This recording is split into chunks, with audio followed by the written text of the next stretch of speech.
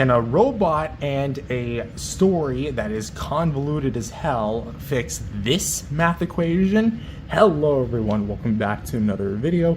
My name is Matthew, and today I thought we'd return to the world of SH MonsterArts. Yeah, we're going to be taking a look at, not necessarily all of them, because I did take a look at 2019 and 2021 Godzilla vs. Kong and Godzilla King of the Monsters Godzilla, both of them, not that long ago. But I thought we'd return to the world of SHMA by reviewing all my other MonsterArts figures that deserve an HD remaster review of their own.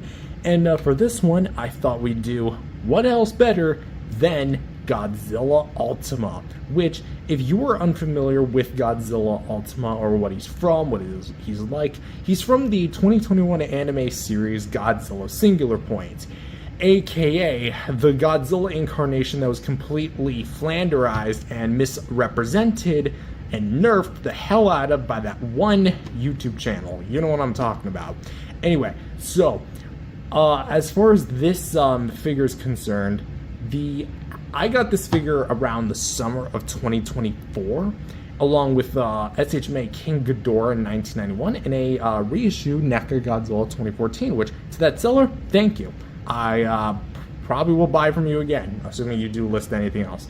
Anyway, for this Godzilla in particular, I was actually kind of looking forward to him because I didn't own a Godzilla Ultima at that point, because Ultima merch is surprisingly kind of scarce. I mean, you got the Bandai vinyl, you had that very, very limited run Playmates figure that, like, maybe few people saw in the wild. There was also the, I'm trying to think, some Nendroid Godzilla stuff, but none of them were Ultima himself, weird, because they later would make Shin. But here we have an actual 6-inch articulated Godzilla Ultima figure right in my hands, which officially takes the title as the largest and longest 6-inch scale Godzilla figure, not just Ultima, but figure in my entire collection. That said, looking back, is this figure really worth all the money nowadays? Because he is pretty hefty as far as the price tag is concerned. Or is he actually really worth it? And, or not worth it? Is he worth it or not worth it? Whatever.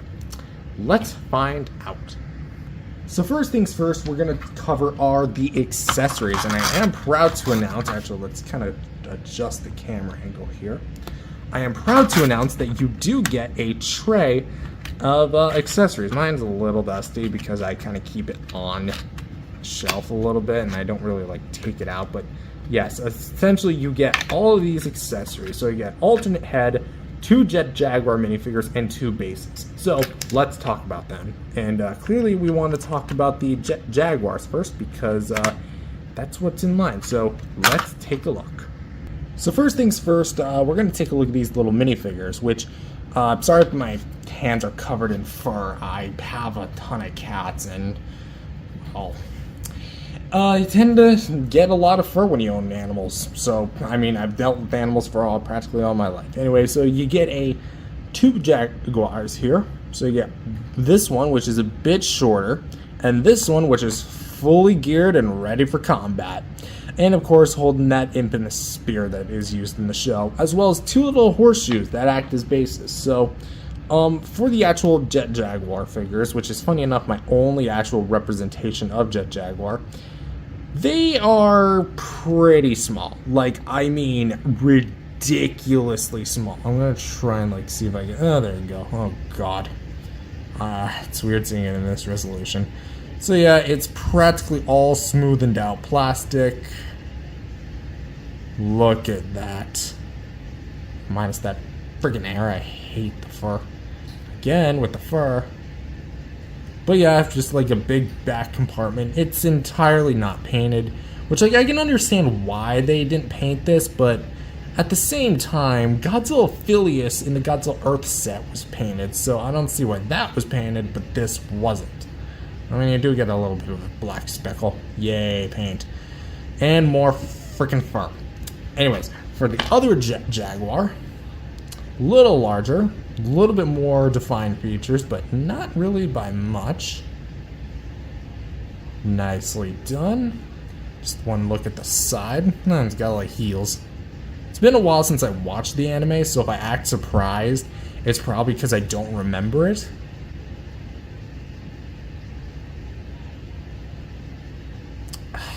The mold lines are kind of ugly. But I will say, this guy, oh god, he has a neck problem. But yeah, also it's not articulated whatsoever. So, for the actual application of these, I personally like to come in from behind, not in that way, you perverts, and just kind of like slide it in like that. Make sure it's kind of leveled with the figure like that. And, I might actually have it the wrong way. I don't know, it tends to work sometimes when it's at the back. So let's put it forward like this. That's a bit finicky. Yeah, that's a bit of a design flaw, because sometimes it like hinges up, but it doesn't have an hinge. There we go. Just make sure it's flush with the actual foot. There you go. And boom, you are done. Now, let's get out of zoomage mode. And let's go with the other one. It's going to be a little tricky because of how ridiculously small this thing is. But I think I can manage. Especially since, like, I think because this part here is the backpack. That's supposed to be, like, weighing it down. So it's not, like, 100% perfect, but it's just kind of, like, meant to help it stay flat, weigh it down.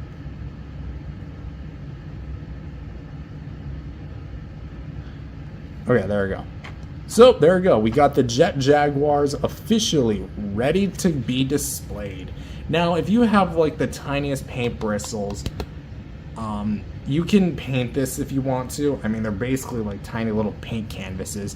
I personally don't really care for these, because, like, okay, cool, you gave us a Jet Jaguar.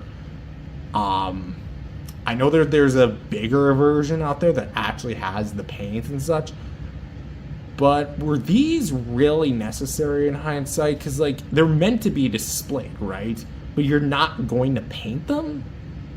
A little weird, especially given the more intricate design details on Godzilla Ultima. But wait, there's more. The alternate head, of course, which, if you don't know, in the actual anime, Godzilla Ultima opens his mouth really wide in order to accommodate that monstrous atomic breath and to fit like 15 million Big Macs into that one pie hole. I guess 3 in that case, because like, look at just how alien-like that is. Which it should be worth noting, like as I show off the detail here, got a bit of yellow, bone white, kind of mixed in with the teeth, multi-rows. This Godzilla is actually the avatar of what's essentially a god. Like an entity that exists across multiple planes of existence, multiple dimensions or universes.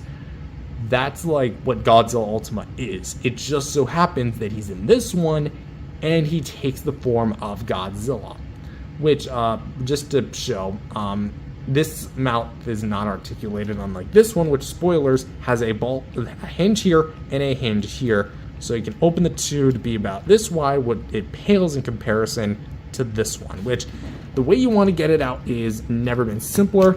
You want to just pop off the head, make sure it's at this portion of the neck. You can kind of see it kind of like chop. Oh, crap. That is a free floating piece. Do not lose that. That is meant to cover the hinge, so the ball joint. And you want to see that tiny little ball peg and that tiny little ball socket. Put the ball peg in the socket. Oh, that is also a concern, is that if you press down too hard, then everything else will kind of like spread down with it. Because I almost did that once, and I literally thought I broke the damn figure. So, I guess, like, if you're having trouble, like me, use a blow dryer, but, like, I don't have a blow dryer on hand. But if that's the case, use hot water. I'll be right back when this is done. Okay, I think I have it aligned now.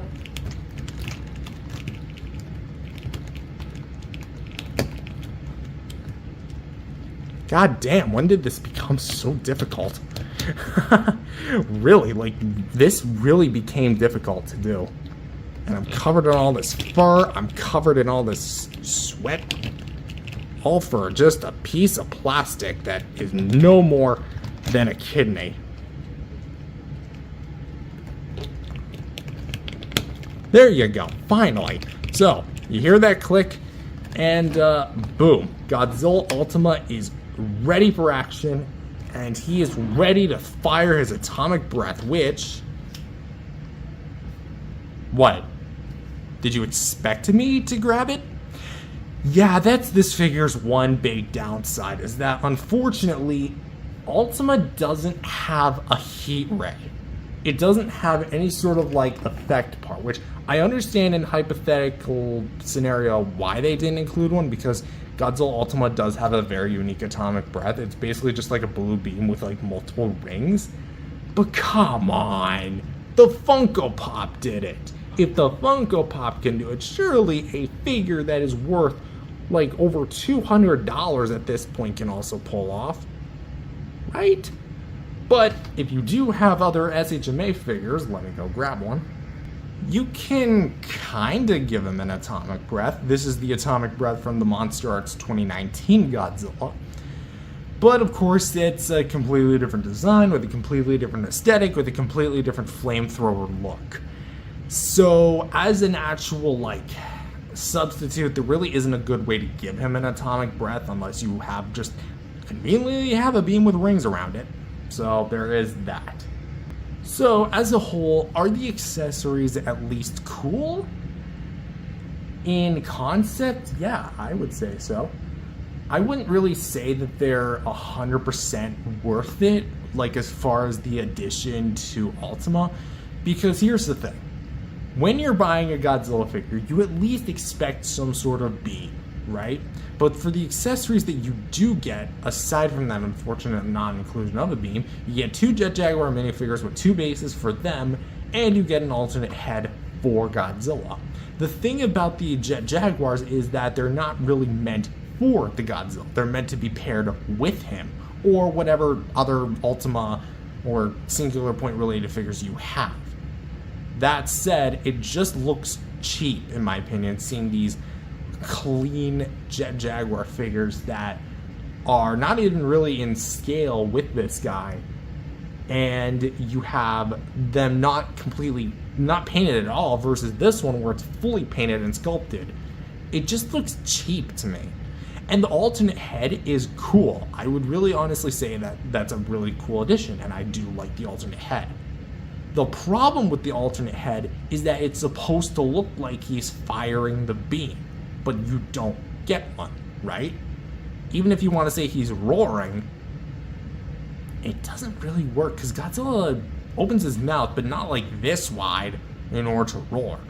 So with that said, I'm gonna have to say the accessories here get a 6 out of 10 for me.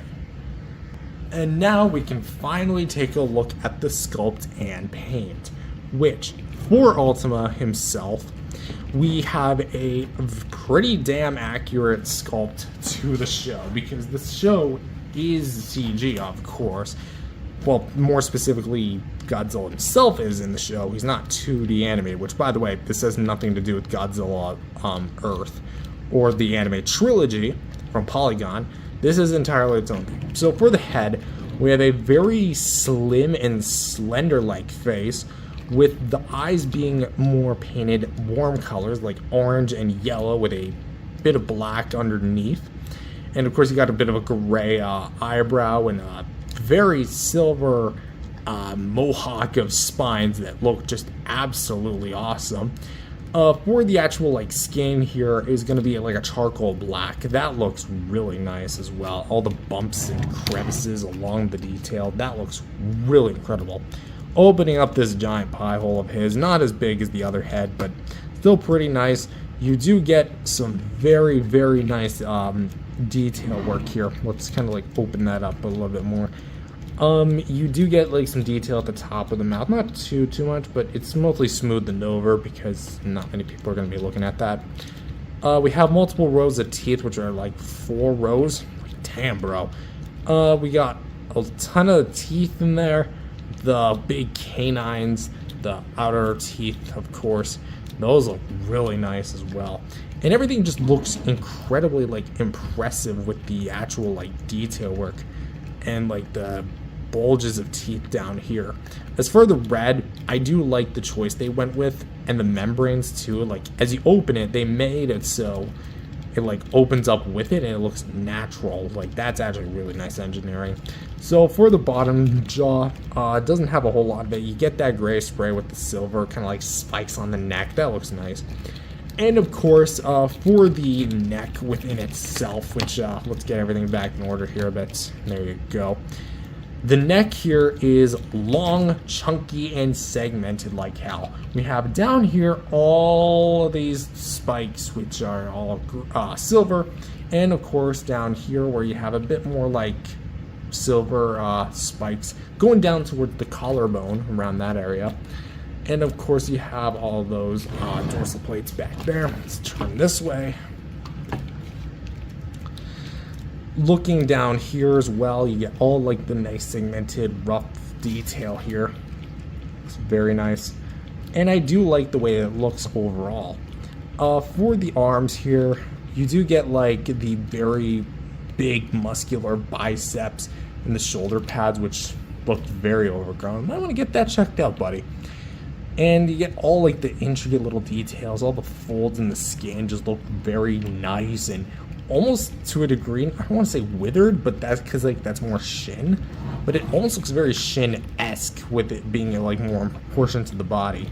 For the forearm, we have like this single row of spikes that kind of like go down here upwards and then to the wrist where it just kind of suddenly stops. I don't know why they didn't do that. Kind of aligning everything here because this part of the neck does kind of get a little fudgy. And it does kind of have a bit of a color difference, but that's okay because not many people look at that. Down here at this neck piece, this chest piece, sorry, kind of opens up and down. You do get those spikes, and then they do kind of end, which I guess that's kind of like a bit of a design gripe I have because some of the spikes just kind of reappear and then disappear, then reappear again. For the claws, we do have some pretty nice claw design here, which we have the standard that's four toes. I guess technically three. We have 3 fingers there, and of course the thumb there. The claw paint is actually pretty basic for what it is. There's no like real shading or anything. It is very much one note, but you do get some really nice detail on that, as well as detail for the freaking fur. For the dorsal plates, very nice. I love how well this looks because you get all the veins and everything. It almost looks like leaves, except again that was more Earth's thing, but here you definitely still get that. I love the amount of like detail and usage of this thing. It just looks so uniform and just so packed with detail. It looks so good. You got like not even rows of dorsal plates. You got like them all jumbled together. It just looks like no, that's a weird comparison. I'm about to say a pack of fries. It's just like, does this look like a pack of fries to you? No, because they're all jumbled up together. Weak comparison. Anyways, moving my camera down, you get the big, meaty, turkey leg Godzilla Ultima thighs. Look at these freaking thighs. Like, you thought Squidward in that one SpongeBob episode had thighs? These thighs put Squidward to shame. Like, look at this. This is just incredible detail. All the segmenting, the detail work. There's even like a little piece up there which we'll cover in articulation. But just looks so big and meaty, all the different detail work. I kind of wish there was more color to it. I get that it's part of the design, but maybe like a dry brush or wash to bring out some of the more finer details. But we have the kind of like back bent ankle with the back penetrating toe. And we got 3 main toes here at the front, 1, 2, and 3, that are actually pretty well detailed. Like, they're actually really nicely done.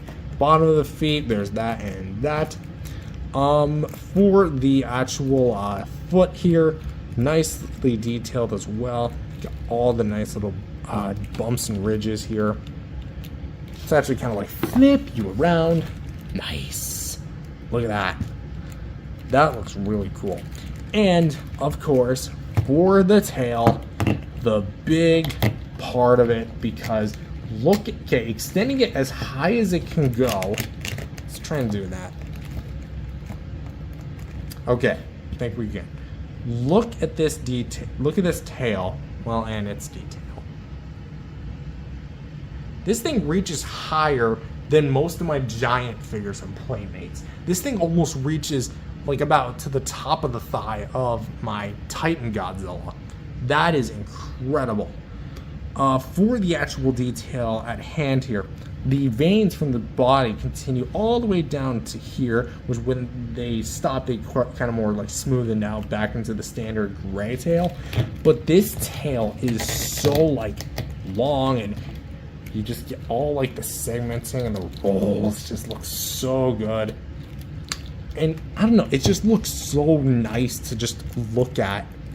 A lot of the detail underneath as well is just really done well. There's really nothing I can really else say about it. It's just a very well detailed and very great executed Godzilla figure. So, for sculpt and paint, because I do believe that is about all there is to show as far as the physical appearance of this thing, what do I think?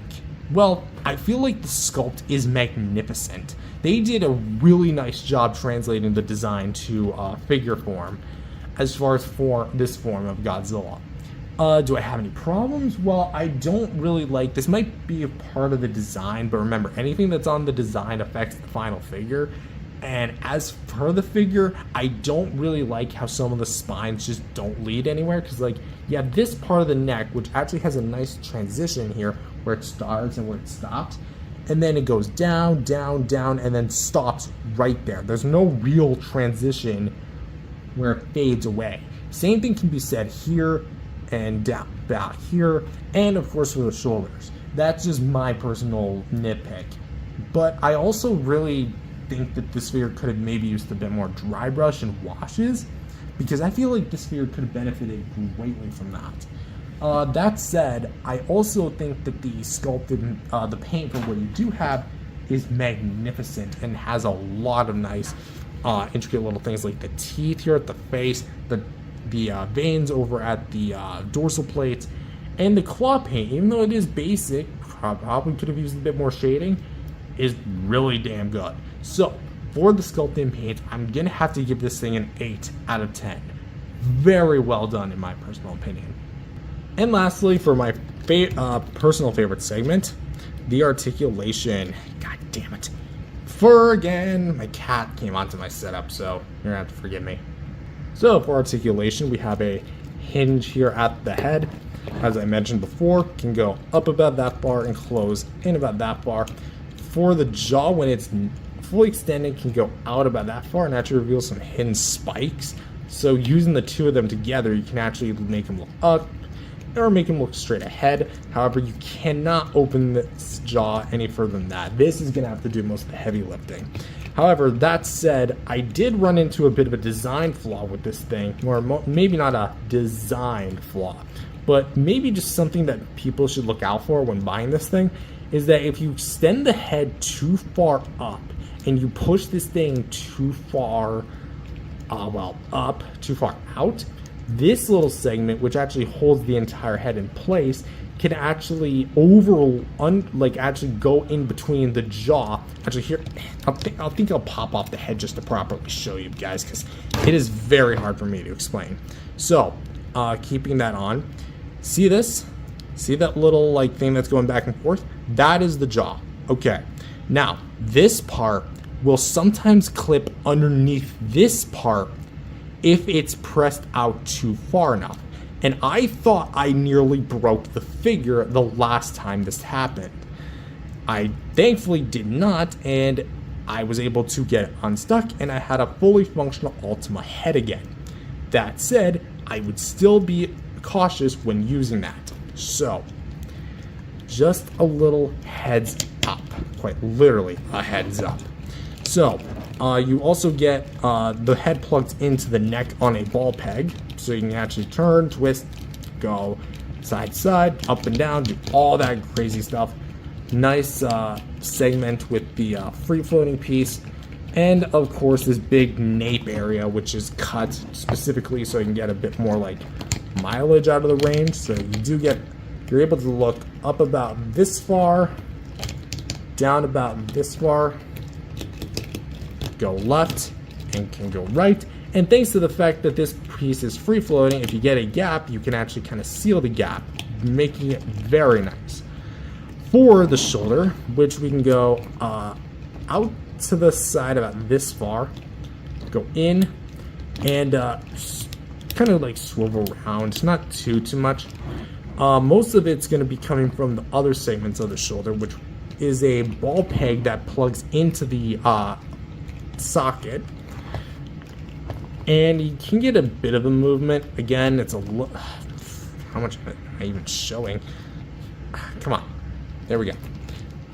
Nice bicep swivel, double hinged elbows, go bend in and out, a little bit of swivel, and of course double jointed wrists. Although I don't remember which it's this one. I was about to say, I don't know which one it was, but one of them had a tendency to pop out. So there is that to look out for. We have the waist, which let's actually like readjust everything here because I keep moving this whole damn figure around. So, yeet. We can go down a little bit, not like a whole bunch. That's the figure thighs, which we can go a little bit side to side with, just kind of like bring it to the front, a little multi-segmental. And this part is also like kind of free floating a little bit, not really.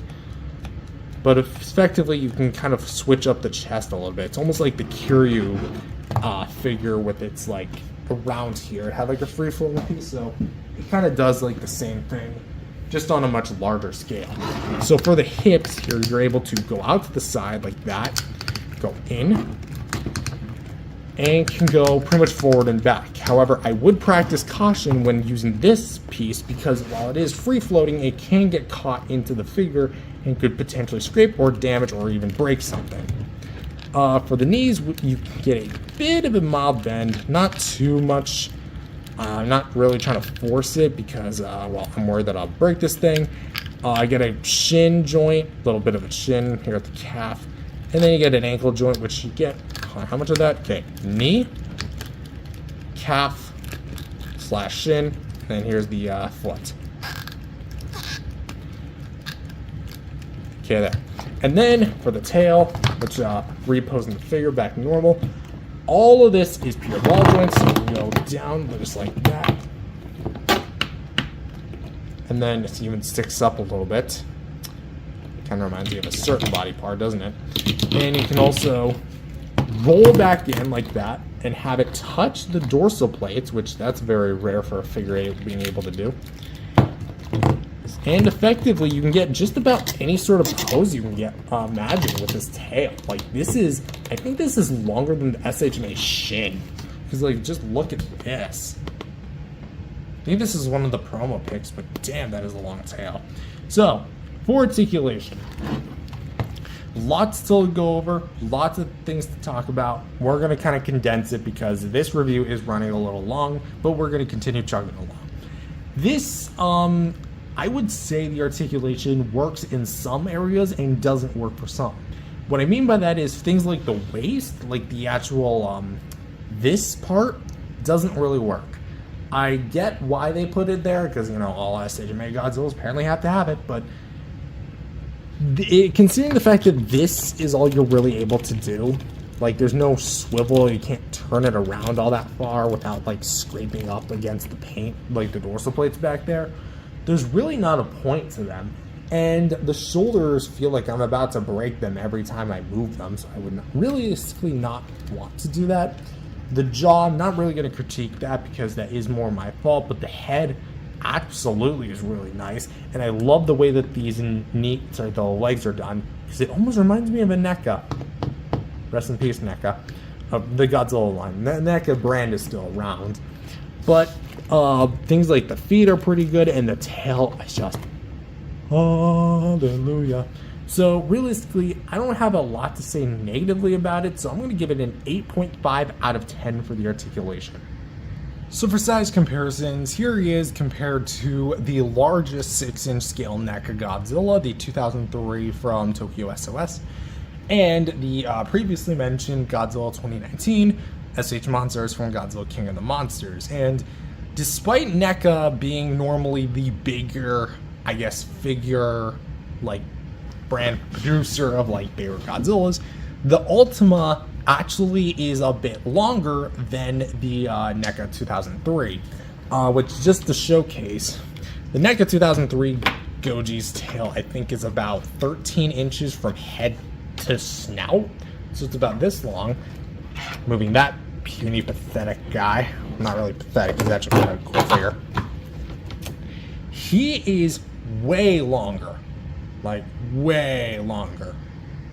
And here he is compared to the closest thing I have to a Bandai, or I guess, does a figure of the MechaGodzilla that appears at the end credit scene even exist? I'd have to look into that. Well, a Bandai, or I guess a MechaGodzilla Ultima figure. Here is the Kiryu Goji bootleg figure that I own, and a NECA-Godzilla 1995 from NECA Toys. And finally, here he is with some other NECA Godzilla and Kong figures, with the NECA 1954 Godzilla, which was the first ever figure I have in my collection. Happy 10 years, we're almost there. And the NECA King Kong original version, which, as far as the scale goes, 54 is definitely nearly as tall as Ultima. He's just a tad bit shorter. But the NECA King Kong is surprisingly taller than the Ultima. Keep in mind, I have the Ultima reared up as high as you can go without, like, stretching out the joints. But that tail, sorry Ultima, sorry Kong, you are getting floored. And so overall, what do I think of Godzilla Ultima? I think that this figure is awesome. Not only is his detail super good, his paint job, where there is, like, actually good paint, it's really well done. And the articulation, relatively speaking, what more could you ask for? I would honestly say that the accessories are a bit of a dud and what are kind of bring down this figure. But when you subtract the accessories, on its own, it's actually really well, I would say a really well-rounded figure. Do I think it's worth paying like $250 plus a figure for? No, not at all. I think that this figure is priced just under $200. If you can find this for just that, I would say you're walking home at least satisfied. That said, for my final rating, I'm going to rate this guy a personal 8 out of 10. He's a figure I absolutely do enjoy, probably for the novelty of having an Ultima, but for the sheer execution of having a great Ultima. Because when it comes to hyper-articulated Godzilla Ultima figures, what else is there? The NECA version? The Haya version? Neither of those exist. Well, maybe Haya might make one sometime down the line. Eyes on you, Haya. Anyway, so with that being said, thank you guys for watching. If you guys liked it, leave a like and subscribe. And before I forget, for the outro, there you go. I'll send you off with some lights. See you guys next time. Peace out, everyone. It's common knowledge that Godzilla has always been a metaphor for the nuclear age, but this takes it to a whole new level. Hello everyone, welcome back to another figure review. My name is Matthew, and today we're continuing our road with SH Revisited. Today we're looking at the SHMA Godzilla 2001 original version from the 2001 movie, Godzilla, Mothra, King Ghidorah, Giant Monsters All Out Attack. What? Yeah, for you general viewers who are watching, you might have just realized, what kind of a freaking title is that? Well, that is the official title for the movie, or as it's often abbreviated, GMK. That said, that's what I'm going to be referring to it as in this review, as GMK. So don't expect me to say Godzilla, Mothra, King Ghidorah, Giant Monsters All Out Attack every single damn time I say the movie.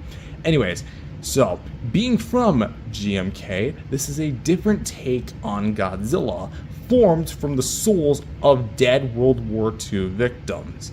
That said, is this guy really good, or is it just, let's find out. For those that are unaware, this was my very first SH MonsterArts figure. Before Ultima, before King Ghidorah 91, before GVK Godzilla, and even the KOTM Godzilla, this was it. The very first one.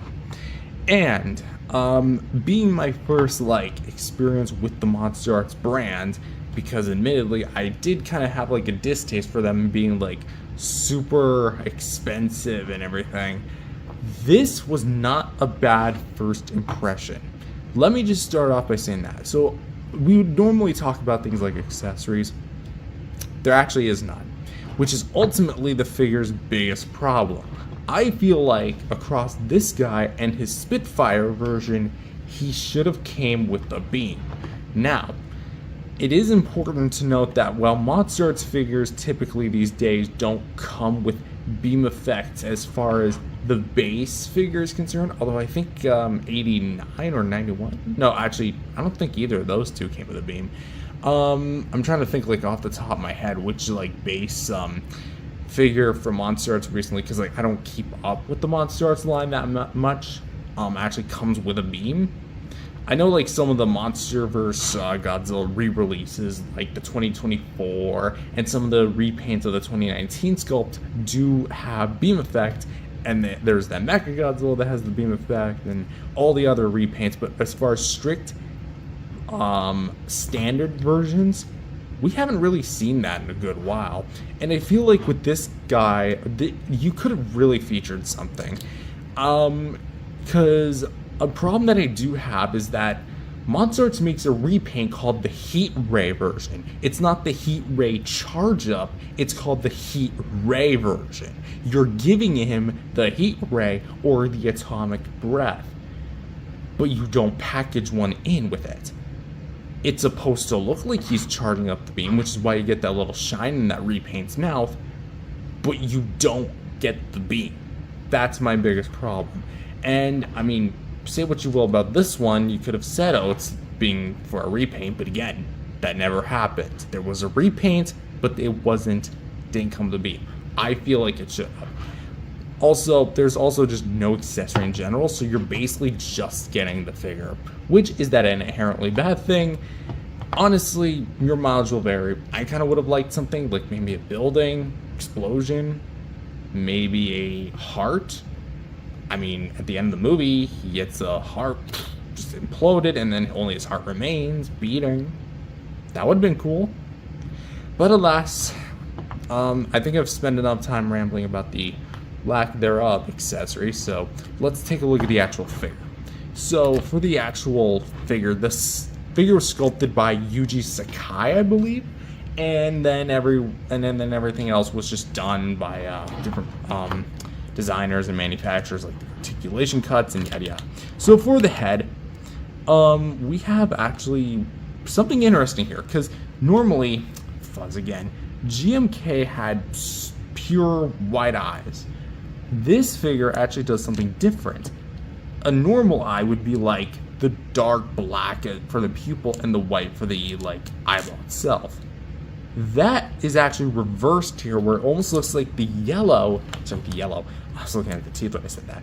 The white is actually the pupil, and the gray surrounding it is the eyeball itself. That's an interesting concept. Granted, that's not accurate to the film, but it is actually pretty damn sweet. Although, because of that, it almost gives the illusion that he's derpy from the front. And as you can see, once you see it, you can't get really out of it. But for the actual detail, let's actually kind of zoom in. You can actually see very well. Look at the amount of paint and detail that's actually on the actual eyeball. That's really sweet. I know there's a bit of fuzz, but this figure is how old in my collection, so really not much I can do about that. Afterwards, I'm going to give this guy a good rinse. Something of note as well is that the texture as well is very bumpy. We have a lot of nice little grooves and textures. The dorsal plates going down the back, the little nose as well, and the very puffed up cheeks.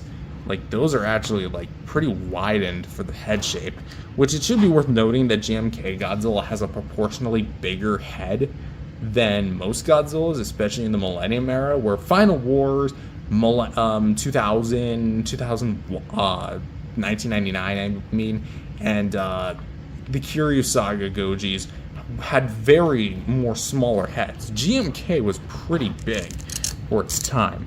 But for the mouth, the teeth paint, I would say, actually is pretty decent. It's very much kind of like one note color tone, and you do get a fair amount of the paint. There is like some splotches where it does like connect to multiple teeth. That could have been cleaned up a little bit more. And the fact of the matter is, I kind of wish there was like some gum paint or like lip paint around it. But on the inside of the mouth, you get some nice like detail work. I don't necessarily agree with the color choice because it looks a bit more brown than it should be more red, but it could be accurate to the movie. Again, it's been a while since I've seen GMK as a film. I'd have to rewatch it for Godzillathon 2025, which, yes, it's coming. I just have to figure out like when to actually launch the series.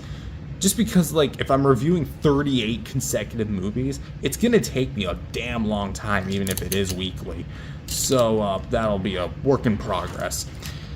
So I think we've spent enough time dabbling about the head. There's the tongue, just for good measure. You do get a bit of a wash at the top of the mouth, but again, that's that. So moving down to the neck, we do get a lot of nice little segments and details. The front of the neck here looks very nice. Not too much in the way of like dry brush, wash, or spray, which I do find a little disappointing because I feel like having him dirtied and roughed up really would bring out GMK's like more, I guess almost like what he was doing with Baragon. You remember that fight? He really got down and dirty with Baragon. Just swiped him away with his tail. But the detail here does remain consistent, very much so. For the chest here, we do have some like little mild white accents here. It's very mild, but you can still see it. Looks very nice, little details, very uniform and very cool, very sporadic as well. For the arms here, very small, like in proportion, sure, but they are pretty well done. I kind of wish there was like a bit of a wash here. You're gonna hear me say that because I do think that the MonsterArts figures could use some like extra washes to them, and that's like a common critique I have with them. The hands, though, you do get like the painted claws, which they look nice as well. Both sides, mine are a little bit scuffed, but again, happens with age. For the dorsal plates, I think that overall speaking, I'm a little underwhelmed with the dorsal plates. The design of them, perfect. I don't think that anything would have been changed about this if I was the one designing this figure. I definitely think that the actual bendage of the dorsal plates here does kind of look a little confusing, but it's meant to look like that. The part that I'm realistically underwhelmed about is going to be the colorization. I don't mean to talk about it like specifically in this video because this is a MonsterArts solo review, but in my personal opinion, the NECA did this better because they added white frost to it. This does have a bit of a white spray to it, but it's so minute, and you can tell it's there, but it doesn't really bring it out. GMK didn't have like the most vibrant white dorsal plates, but they were definitely brighter than this. And I feel like, especially with how accurate the design itself is, I feel like they could have at least given the paint a bit more oomph, realistically speaking. But the dorsal plates here are very well designed. I'm very much pleased with how they look here. They really look the part. You get a lot of nice like detail and such. Got like a bit of like whatever this peach stuff is. I think that's supposed to be a wash, but yeah, it just looks really nice, and all the little cracks and crevices, and especially like the bigger plates, which by the way, these are going to be solid plastic, so they're not going to be bendable, so do be on the lookout for that. Here we have GMK's big meaty thighs, which are absolutely enlarged. In the movie they were pretty damn big anyway, so I'm not like overly concerned like, oh no, this crack and crevice is inaccurate. Yeah. No. again, it's going to be looking pretty damn sweet here. I do like how you keep the folds and the suit onto the actual figure. The kneecap here looks very nice and very cool. And here for like the shin, more or less the same thing. Again, I kind of wish there was like a wash or something. Here for the claws back here, well, down here, I should probably clarify. We do get a lot of the nice spray and detail, which here we have these three hitting the ground. This one kind of more elevated. So I guess when he really goes to stomp, he's leaving like these three on the footprint, this one not so much. And he doesn't have a back claw, but I think he would look really cool with the back claw. And lastly is going to be the tail. It's not an overly long tail. I would feel like, as far as like proportion to the body, it definitely looks a little weird having like this long, slender like tail to this massively thick body. So maybe a bit misproportionate, but that's more the movie's design fault. But for the actual tail, you get all this spray on top just to give you guys a better look here. Nice spray to the tip. Of course, some of the segments, unfortunately, do have more sprayage than others. Like this has more spray than this. And the other side is relatively smoothened over, I'd say. Not bad. We do have a nice, like, bit of a transition detail-wise from here to here. But as a whole, just to one more view, this side, front, this side, above, underneath, and the works. So, for the GMK Godzilla, I think the sculpt and paint is actually pretty well done. It's not my personal favorite, especially because, like, the paint job could be a bit better, but for the sculpt work, because I think that's honestly, like, MonsterArts' main selling point, aside from the posability, which kind of sucks half the time, it's not bad. Honestly, I would say that this is probably one of MonsterArts' best sculpt works. But that said, I definitely think the paint could have been a little bit better, especially when it comes to like the white spray and maybe a bit of a wash. If it had those, really wouldn't be complaining here. But as it does now, I'm going to rate the sculpt and paint here. Really good sculpt, not very much well in paint. A 7.5 out of 10. Very, very good sculpt. So for articulation, we have a ball joint here at the head. Get a good look at that squeak, huh?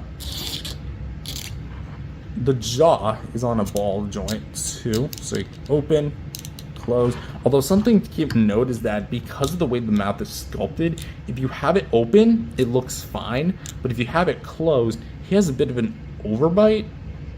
So, because the jaw doesn't reach enough here to actually like get it one-to-one, so there's that. The tongue, yes, the tongue is also articulated, which you can move it side to side and a tad bit up.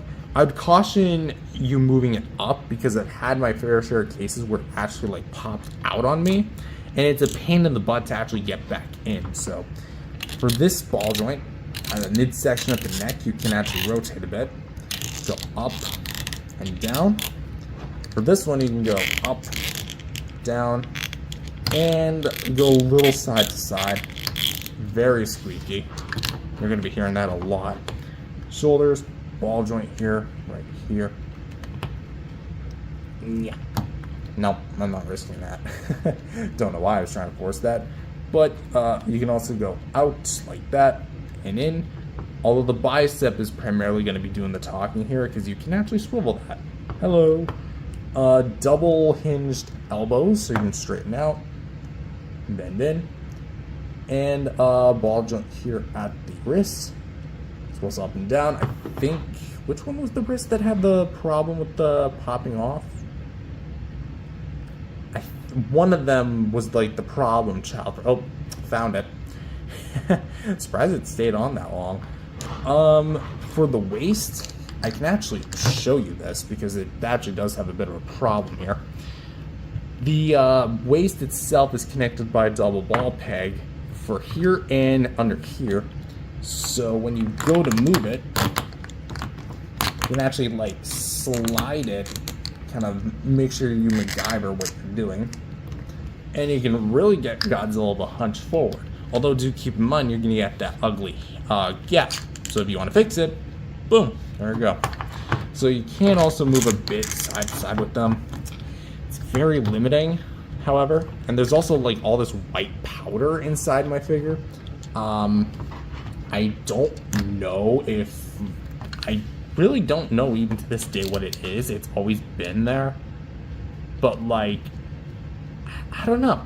I honestly never really understood. Maybe that was just some gunk from the factory. We have ball joints here for the hips, so you can go out to the side like that. Just kind of close that in, out and in, and you can go out and in like that, forward and back. So you can kick actually pretty far forward, go back a little bit. Double hinge is at the knees, although for my knees, mine love to pop off. So I don't think this knee is the one that pops off. This knee, I think, is the one that pops off. There you go. See, there's the white powder again. I don't know. It's almost like in every orifice of the figure. But thankfully, this kneecap is a free-floating piece, so if you don't like a gap, just seal it. There you go. Calf joint, ball joint here for the ankles, and go back and forth. And of course, this long tail, which has many, many ball joints, although younger me was an idiot and broke his tail joint right here. So, for the actual articulation, well, actually just a bit more demonstrate with the tail. You can curl in, go up, and it actually holds its pose. So, I don't know how this one holds its pose, I guess because it's a lighter, slimmer tail. But it can do the job. So, for MechaGodzilla, I would actually say the articulation is one of the better ones of the MonsterArts figures that I currently own. Is he perfect? No.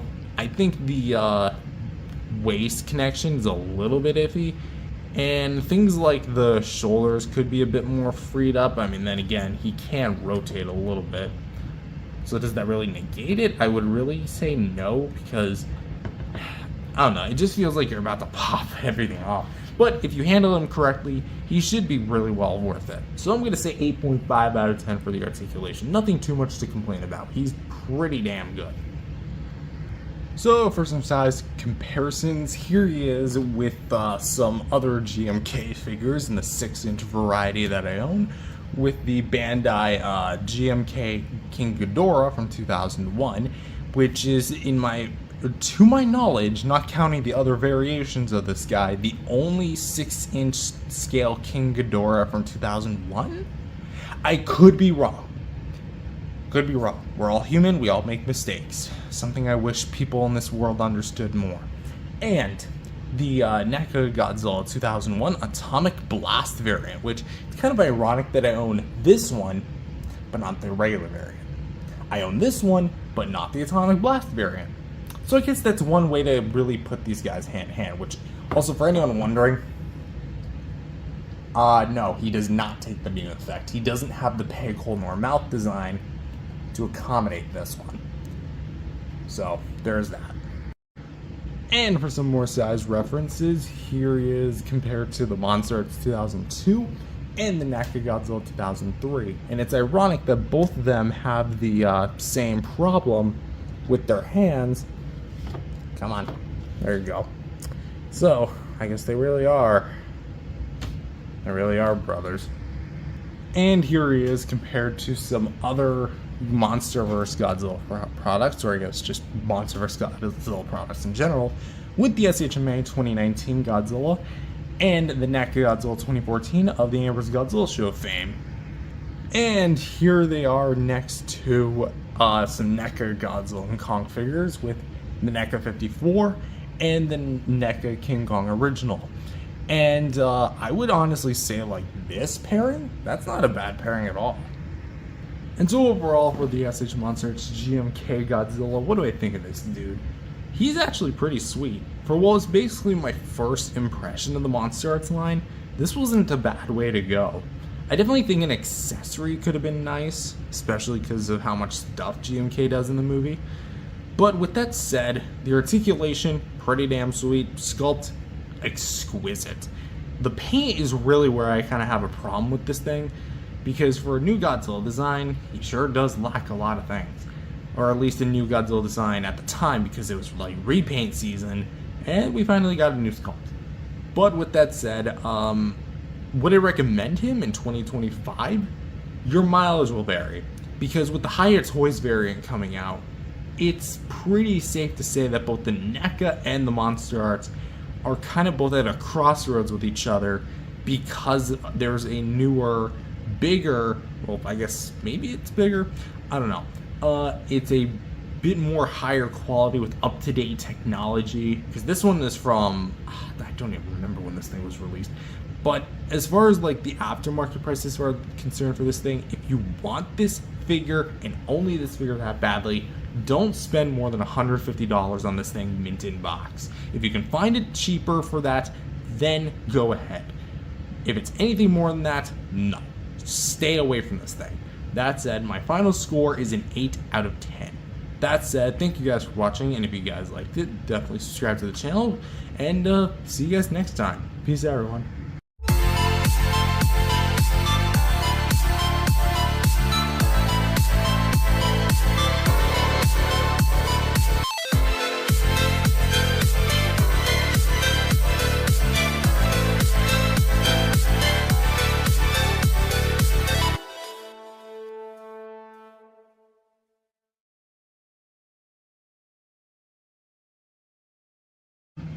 You know, I kind of find it ironic that there's more merch out there of Kiryu than there is of this specific version of Godzilla.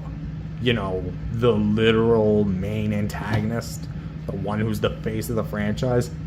I'm getting ahead of myself. Hello everyone, welcome back to another video. My name is Matthew, and today we're back with a brand new MonsterArts review. Well, not a brand new, a 2025 HD remaster review. Today we're taking a look at the MonsterArts 2002 Godzilla from Godzilla against MechaGodzilla. If you're new to the channel or have been a long-time viewer, thank you so much for your viewership. But for you returning viewers, you might be wondering, why are you taking a look at this figure again?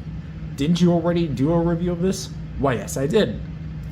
On a much less quality phone. See, I decided, you know, if I'm gonna leave that video up, that might as well just be like, it might as well just not be that formal, because a lot of the shots in that older video were just like, it was bad, okay? It was shot on a phone that had no lens, because my lens fell off and I had to like actually like, the little camera thing, I don't know, it's hard to explain.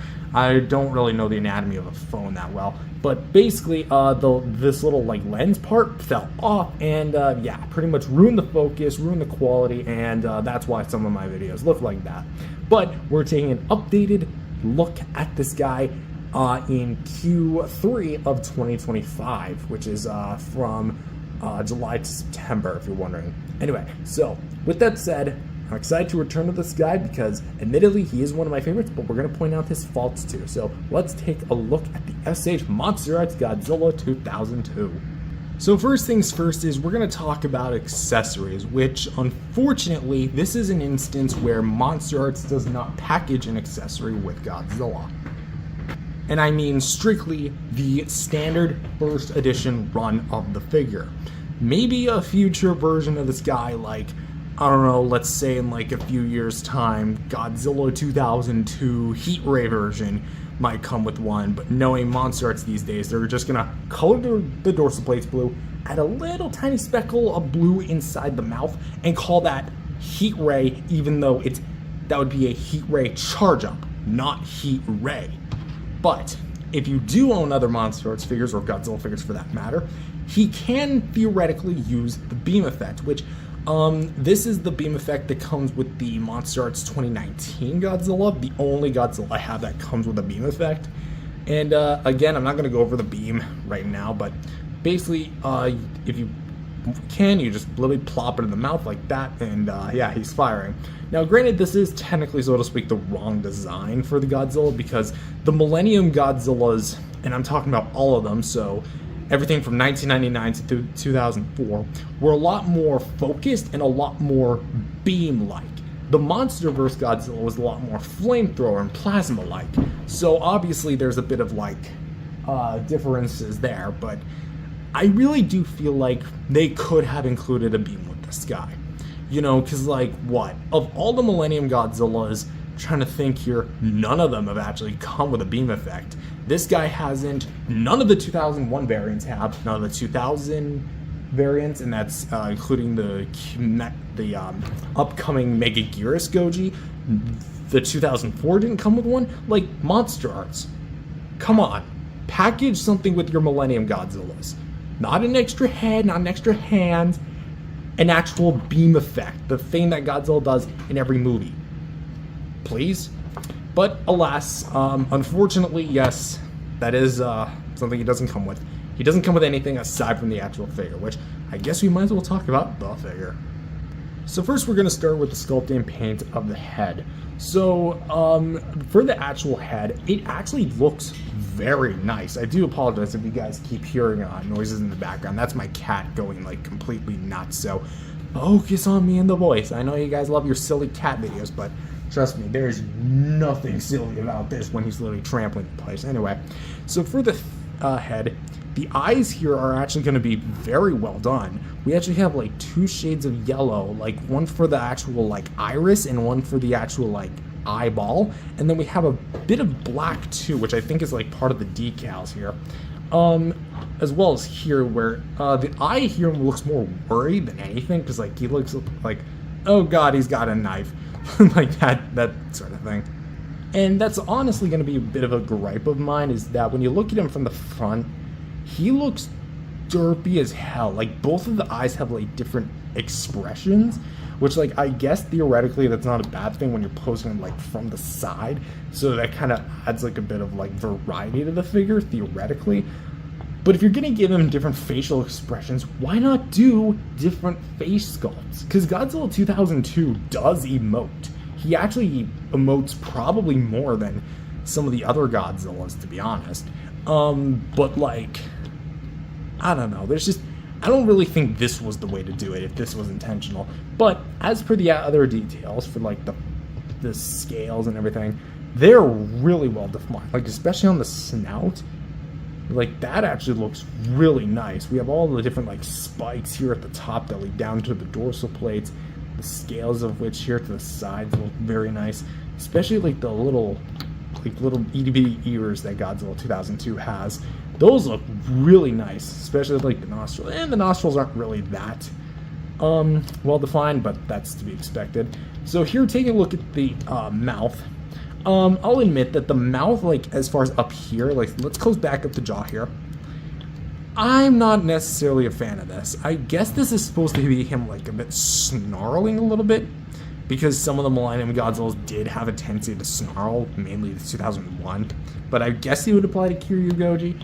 I don't know, it's been a while since I watched against MechaGodzilla, but this, I don't know, I feel like too much of the gums is showing, and like the teeth at the front are just way too small, at least for my liking. I do like the detail work in the paint, that actually looks really nice, but for the actual gum inside the mouth details, I do like that you get a bit of like a red wash here. Looks very nice. Same with the tongue here. That looks really well done, and especially like the teeth, like kind of going down. I do like that a lot. And they also got like that very like weird shaped jawline Godzilla 2002 is known for having. So they nailed that part.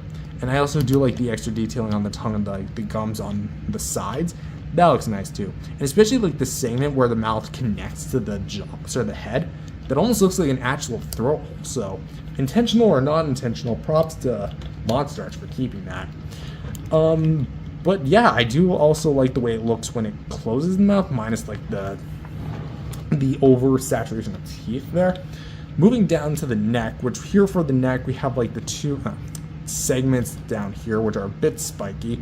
And then we have the front here, which has all the like little rigid details, you know, all that good stuff. For the sides here, we have a lot of the nice, more intricate details beyond like the neck spikes there.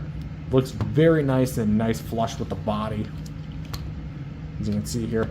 Mine's got like a bit of like a green wash here. I don't know the significance of that, if that's like an extra paint job or that's like part of the plastic, because you can kind of see here this part of the figure doesn't have it, but then it starts right there. It's very subtle, but my camera's just picking that up enough. See, if I tried doing that with my LG, that would have never picked up, but it definitely seems like the figure has some form of like green accent to it, which if green was the color for this Godzilla, not necessarily right, because I mean you have to jump back like 2 movies to get that particular right, but that actually looked cool. A green Godzilla with white dorsal plates, that'd be beautiful. Anyway, so back to the detail work. As you can see, a lot of nice bump crevices and everything. Looks very neat for the chest here. Lots of nice like oval and like jagged ridge not dorsals, like scales and everything transforming from the neck. For the arms here, not too much going on here, more or less the same kind of like wavy details. Very much a lot going on here, very wavy, and I do like the bumpy nature of them. For the claws, which let's hopefully rotate this and not pop off.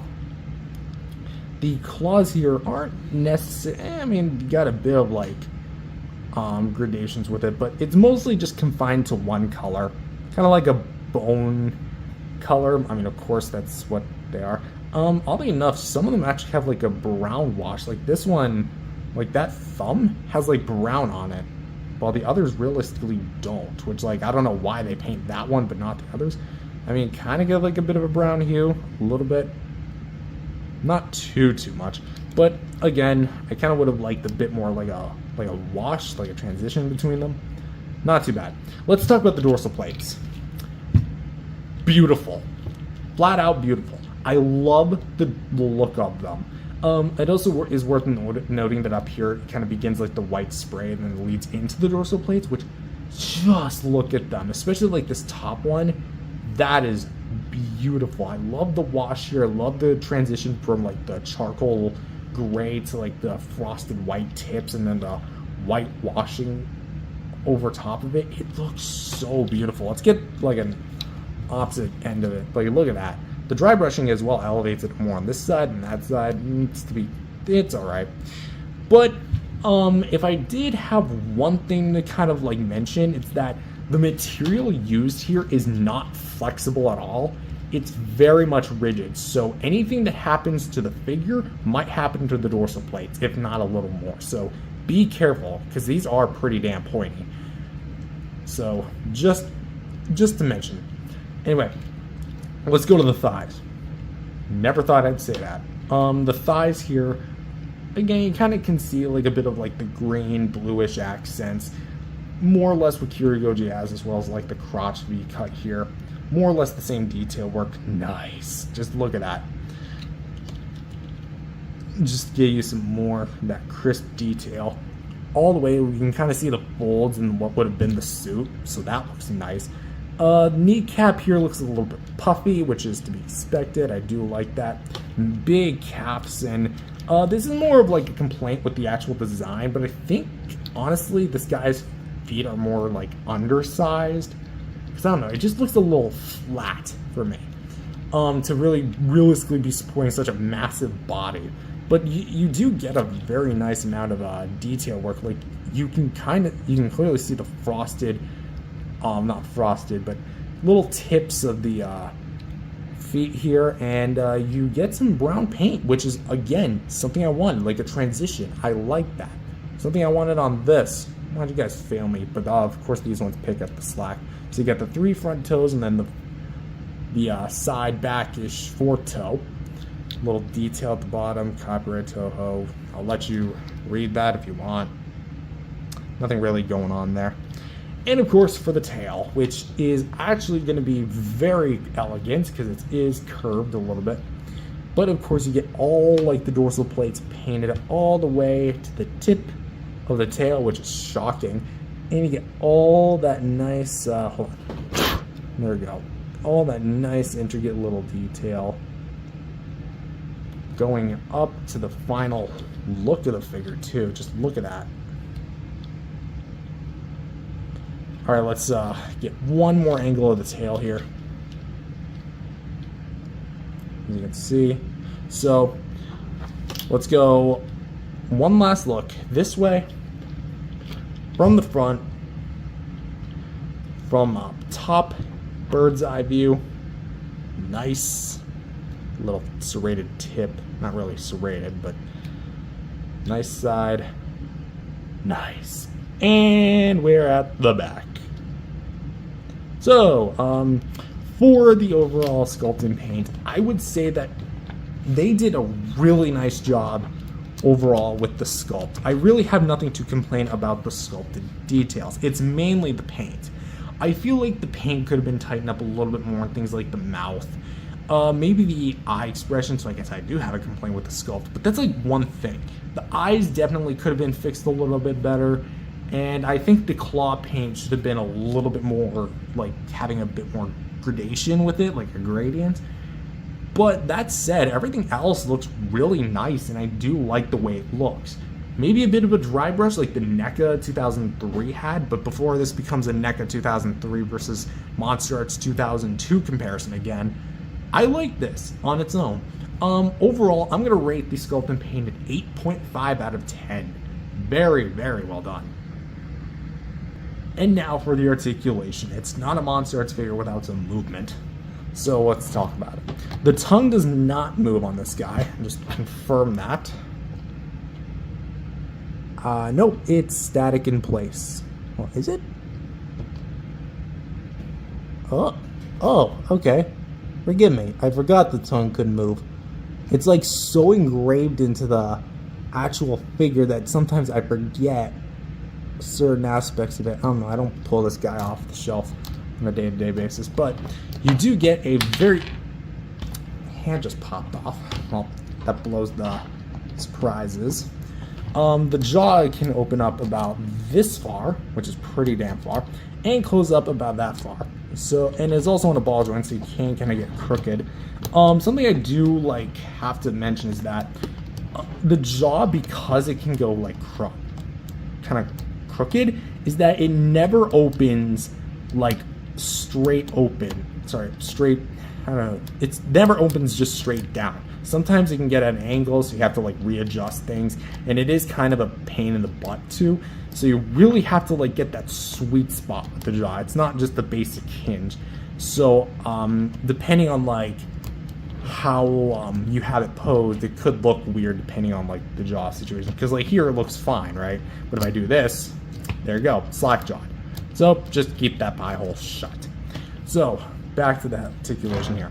The head can articulate, is on a ball joint, so you can go a little bit side, up and down.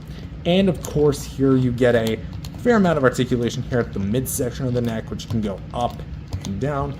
And a third segment down here, which doesn't give you a whole lot, but does give you a little bit up and down, almost like a pulley system here. So the three joints together, you can look up about that far and down about this far, to the left and to the right. Not really so much rotation. I mean, you can get a bit of a rotation, but it's not that by that much.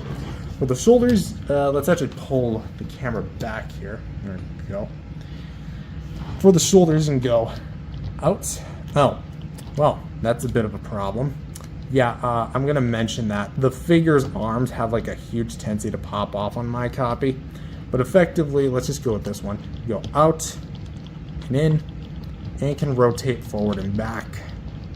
Now, because it wants to be shown, the bicep is not technically, so to speak, a joint. It is a free floating piece that covers a much larger joint.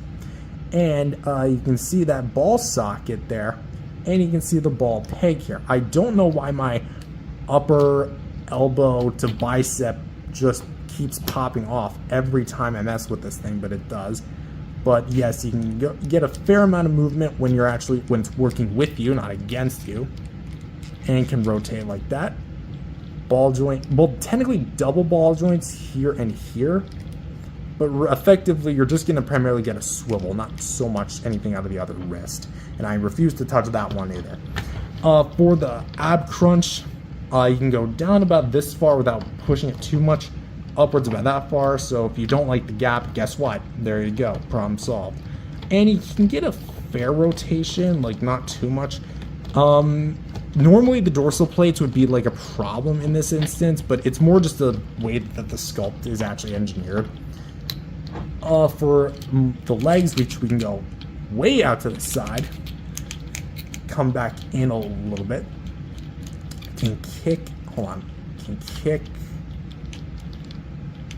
forward and back, not all the way around, but still decently.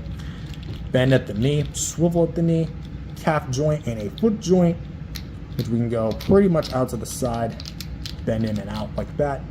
And I haven't done the exact count here, but there's a series of ball joints that go all the way up to this part of the tail, which is going to be all one piece, and it's going to be sculpted at a downward angle. So no matter how you have it posed, the tip is always going to be pointing this way. But you can get it all the way curled like this if you want to. Pointing up if you want to. Go to the sides. And overall just have a very expressive tail. So for the articulation, I feel like when it works with you, it really works with you. When it works against you, it really freaking works against you. There's a lot. Now, this isn't like a figure that, oh, well, I'm just going to have it posed and there you go. This is a figure you really have to have a lot of patience and tolerance with, because you don't like the idea of something constantly popping out on you, or like joints being misaligned and everything. Because keep in mind, the more joints a figure has, the more it's going to have to be aligned, and then think you have to twist this, and then you're going to have to realign that. Oh, that doesn't look good, so you have to readjust it that way, and then, oh, that doesn't look good. There's a lot of like trial and error with these more highly articulated figures, which I feel like that's ultimately what my base issue with MonsterArts was, but as I grew older, I kind of like grew more tolerance of that. Admittedly, I do think things like arms like that, I barely put any like twist effort, because like, look, I'm going to pop it on. It's on. I'm going to lightly rotate it.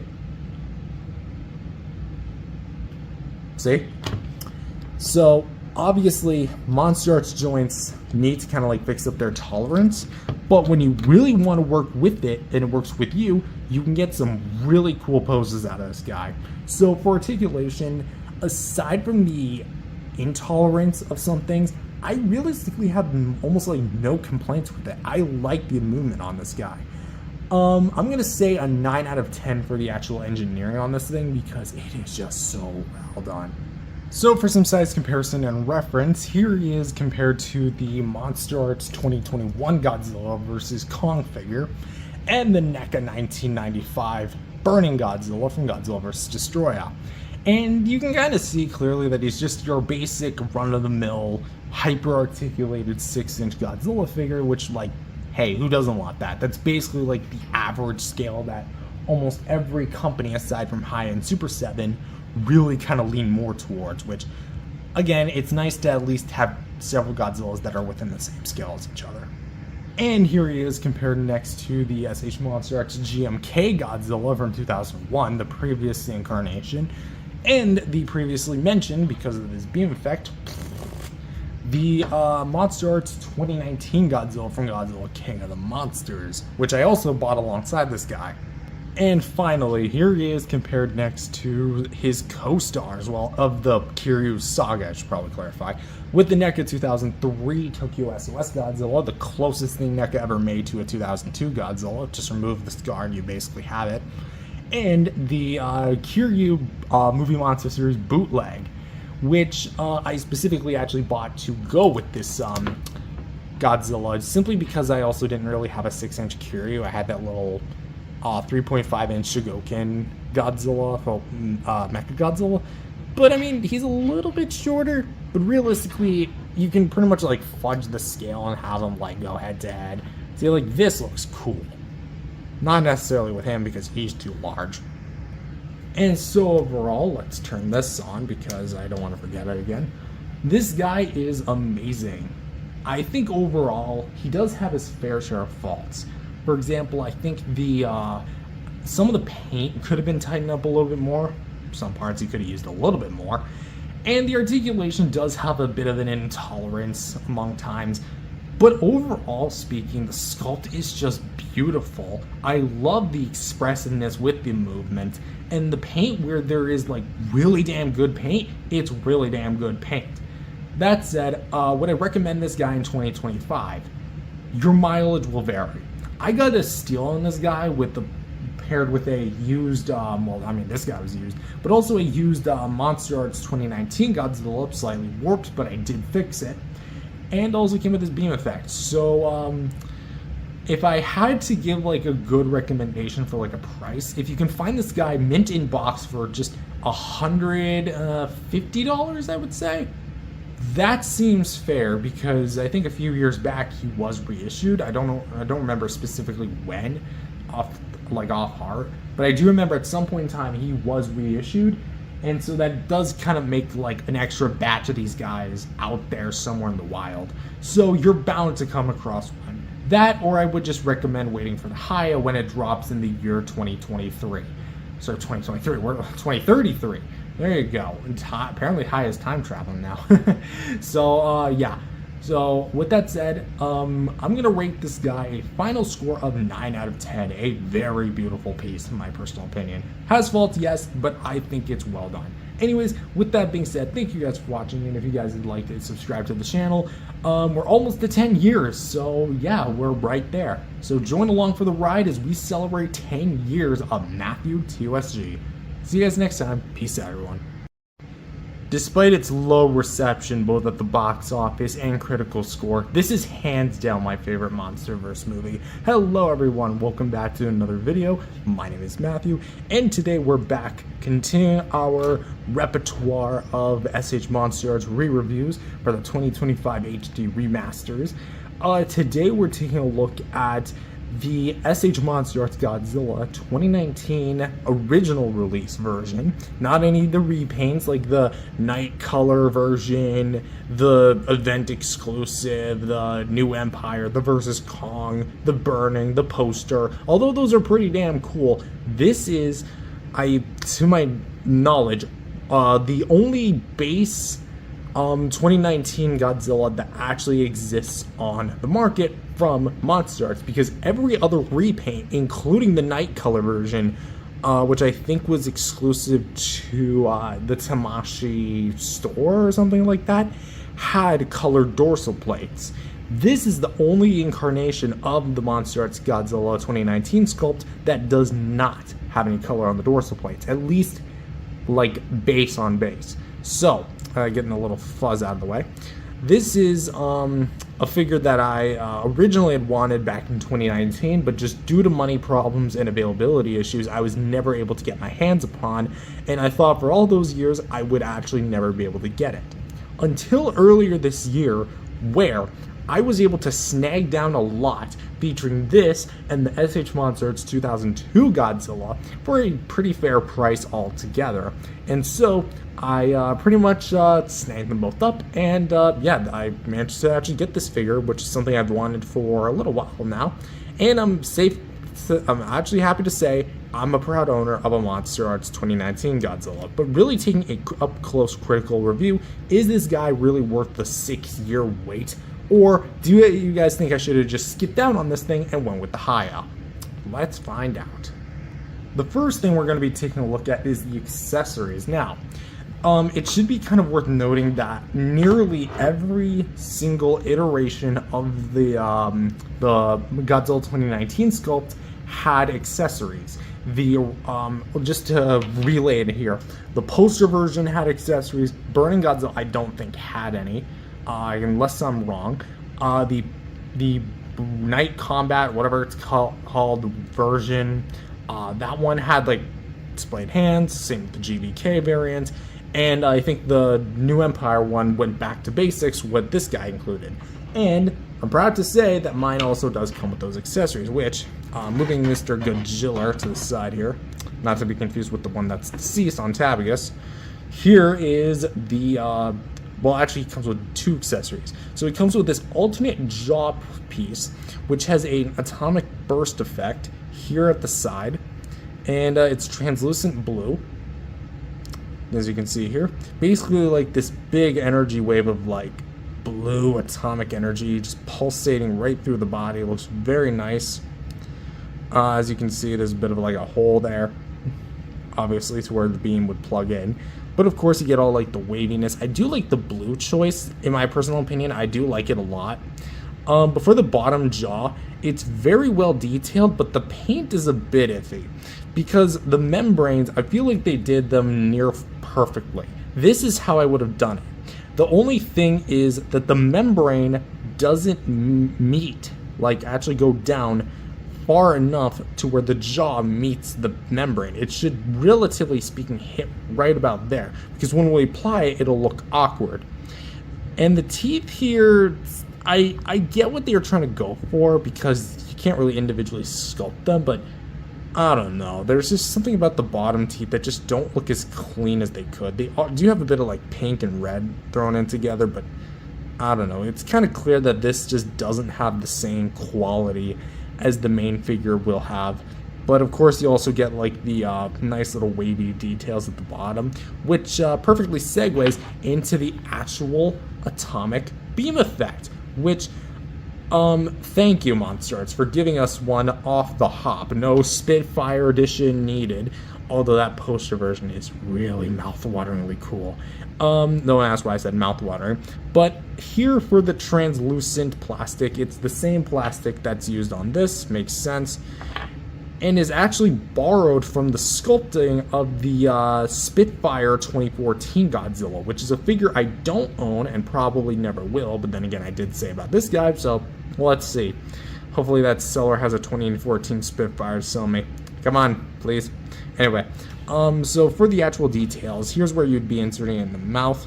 And of course, you get all like the wavy patterns. Because keep in mind, because this is based on the 2014 sculpt, the 2014 beam compared to the 2019 beam was a lot more narrow and wasn't as, say, powerful. It was a lot less concentrated, and because of that, it looked a lot more plasma-like, like a fire breath. This, if it was colored orange, would look perfect as a standardized fire breath. But yeah, we get like all these intricate details, like with the waviness. Got like a little bit of like flares kind of like going upward. That's how you know like this beam means business. Just to get like one more look at the bottom side, and almost just like water. This is actually the hole where you'd plug in a Tamashii arm. I don't have a Tamashii arm because my MonsterArts figures never came with any, not even Ghidorah, so there's that. But for the top here, we do actually have something I found out after my original review of this guy. Because the camera quality was so goddamn low, this actually ups the ante a bit, and you can clearly see that there's a spray here. A very neat spray. It's like a silverish blue. I like that. Brings out a bit of like more definition with the beam. So if you look at it like this, you can get like a bit of like variation. It looks so cool. It almost looks like an optical illusion. Like some parts you don't see it, there it is, and then now it's gone. It's there, it's gone, there, you get it.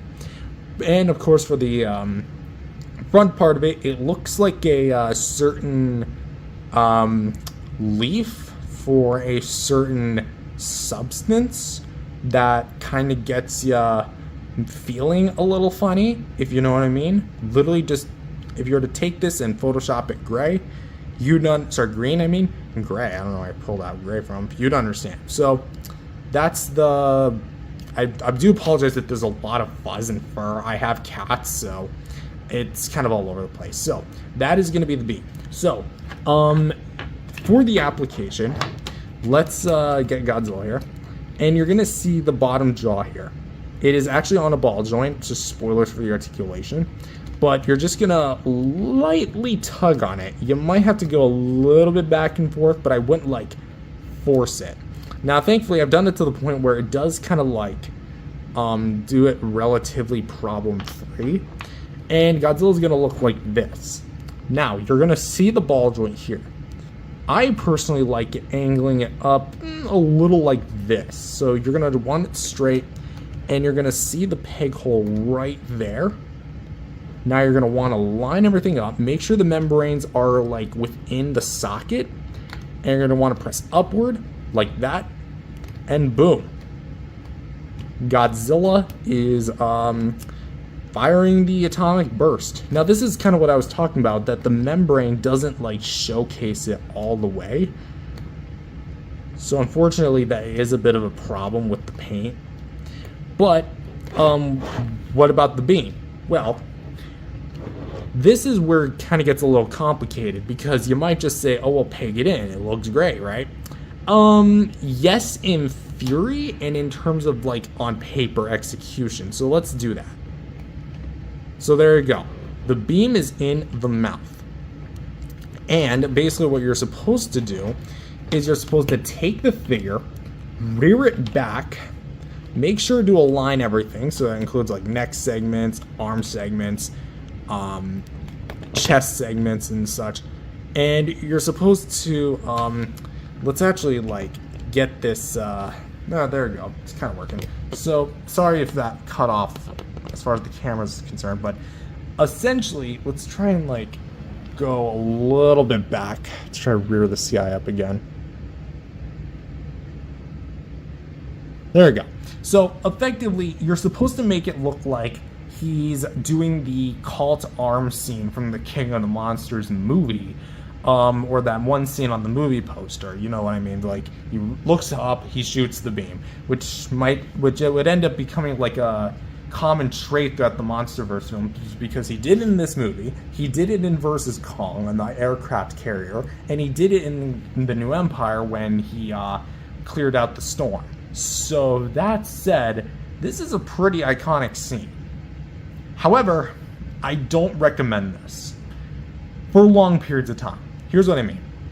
This beam is made of a very soft plastic. Well, not horribly soft, because it is actually pretty pointy, and it's rigid enough. It's not like a cheap, stupendous plastic, but it is decently flexible. So if you keep it in the mouth for certain periods of time, I mean, you can kind of see it here. I don't know if it's like that. It's supposed to be like that or not. But you can see that there's a mild curvature in the beam. Like that. Yeah, so that's a bit of a problem. Another thing is that if you want him just shooting the beam like this, on paper, this sounds like a great idea. But again, the jaw, because of the way that the mouth is sculpted and the fact that it doesn't come with an arm to support the beam, this doesn't look right, because Godzilla's mouth is open way too wide and the beam is way too heavy. So the jaw is like, effectively, he looks like a cobra or an alligator snapping turtle. Any sort of living animal that would be a reptile or a lizard opening their mouth like this wide. Godzilla don't do that. But yes, I think that, in all honesty, I think MonsterArts had some good intentions with their beam effect engineering here, but it's kind of clear that this beam was not designed, well, with this in mind. And I feel like they could have, like, given it a stand. If they had a stand, basically almost all my problems with this beam would basically be negated. But the fact that it has a peg hole and it doesn't come with one, come on. Even the NECA beam was at least more rigid than this. Because it's clear that, yeah, see?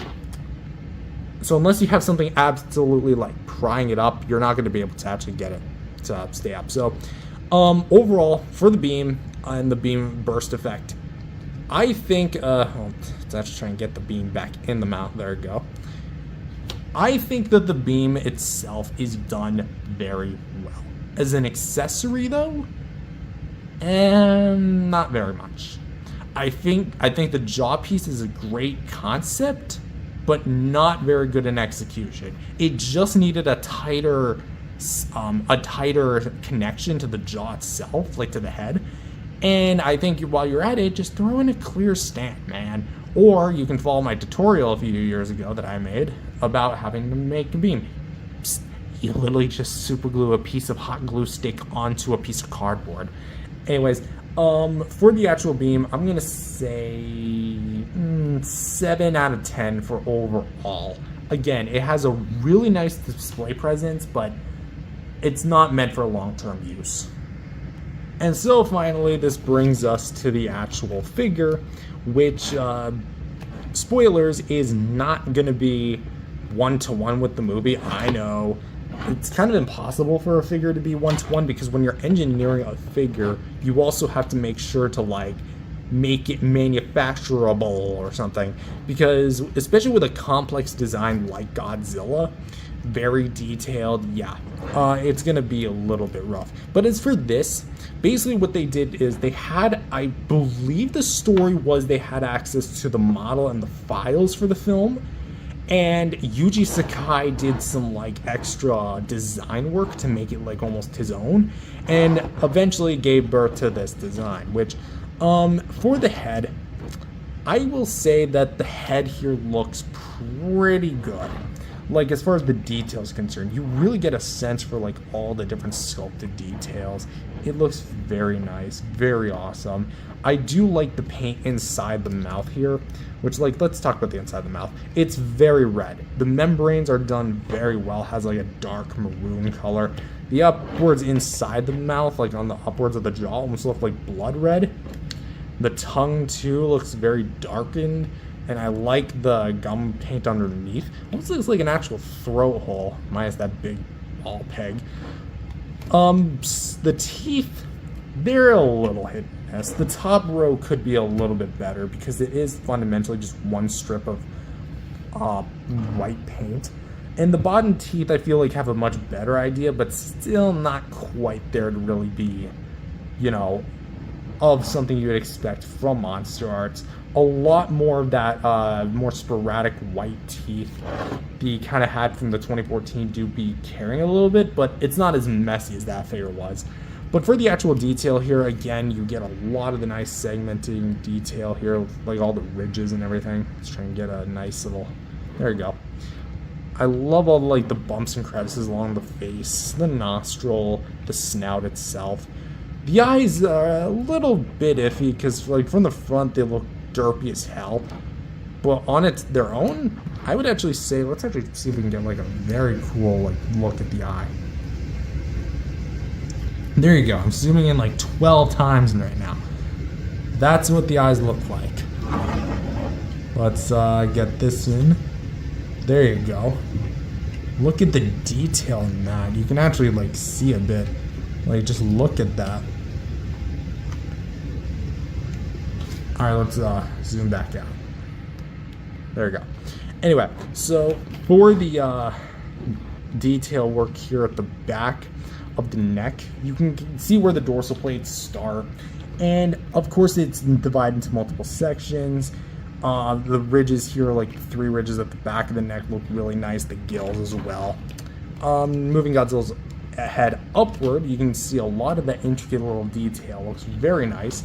I will say that there's a bit of a color difference here, because like the neck looks a lot more brownish in comparison to the rest of the head here, so that does look like, it almost looks like 3 color tones. You have like black, a little bit of an olive, and then you have a brown. So I don't know if this is like a snowman Godzilla with different types of snow here. I don't know, I'm just using my imagination. Can't you tell? But I do like the detail work we are working with here. Nice. Nicely done. Very elongated too. For the actual chest here, I do like the multi-pack of chest here. You can tell Godzilla's been working out. Very well detailed, very well dry brushed. I like it a lot. Let's see, the arm here looks very well detailed.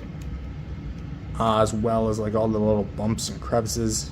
Then the detailed sculpt. For the claws here, they look really nice too. As you can see, there's really not a lot to the actual like detail work as far as the paint is concerned, because it's kind of mainly kept it like a focused or grounded look, because you can tell that there's a bit of a wash or like a dry brush in some parts of the figure, but the problem here is that a lot of it doesn't really seem to match up with each other. The chest here actually does have a bit of like a dry brush of the brown here, and that looks alright. One more look at the claw here, kind of see what I'm talking about. There's a bit of a wash there, not too badly. Godzilla's waist, I know I'm criticizing someone's waist here. It doesn't look that great. It almost looks like he's wearing like overalls or something. But for the dorsal plates here, these are probably the best part of the actual sculpt and paints because they're so close to the movie design. You can really see like how well detailed these things are. They just look so good and so accurate. There's, relatively speaking, not much to the paint because it's kind of more one tone. But again, you just get all that detail. It looks really crisp. Let's go one back, run that back to the other side. There you go. Alright, so there you go. For the thigh here, we have a lot to talk about here. A lot of the more like intricate segments of the detail. Thighs here. The crotch here looks actually pretty decent. The waist here again looks pretty damn sweet, all things considered. You can get a nice like amount of detail here. Looks pretty nice. All like the kind of like diamond-esque shapes here, more towards the lower leg, look really nice. And of course you get the mean 4-toed feet. Like, look at the detail work here. That looks really nice. Little piece of fuzz. Damn it. If I had one criticism, though, I would have appreciated some more, like, a bit of vibrancy here. Because, again, it does look a bit one note, like a bit of... It looks a little dry for my like. I get it's a bit more realistic. But I felt like this figure could have used something that the MechaGodzilla 2019 had, which was a little bit more dry brush and consistency. And speaking of consistency thereof, the tail, which is completely mismatched across the board with its color, because some parts are darker than others. But for the actual design of it, very close. I love the new look of the tail here. Well, new if you consider like 6 years, depending on your definition of that, but this looks really nice. I love the detail work here. It looks very crisp, very neat. Let's just go like this. Just again, just examining all the detail here. So, okay, one last look here. So, one last view. This side,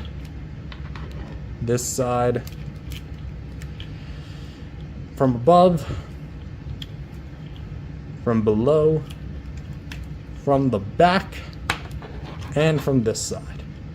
So for the overall sculpt and paint, I think that the actual like sculpt is pretty sweet. Is it 100% accurate? No.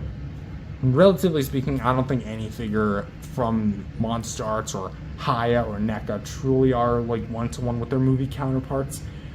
But I dig the design here. It's very close to what we see in the film. The only criticisms I really do have are going to be part of the paint. I think the mouth paint is pretty much flawless.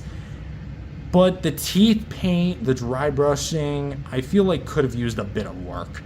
And honestly, I do think that kind of doctors a bit of points off because compared to other MonsterArts figures, I think that this guy could have used at least some more. So I'm going to say 8 out of 10 for the sculpt and paint. Pretty good sculpt, not a little iffy on the paint. And finally, we get to the juicy part, which is articulation. So for the mouth, we have a articulated tongue, which can actually raise a little bit up.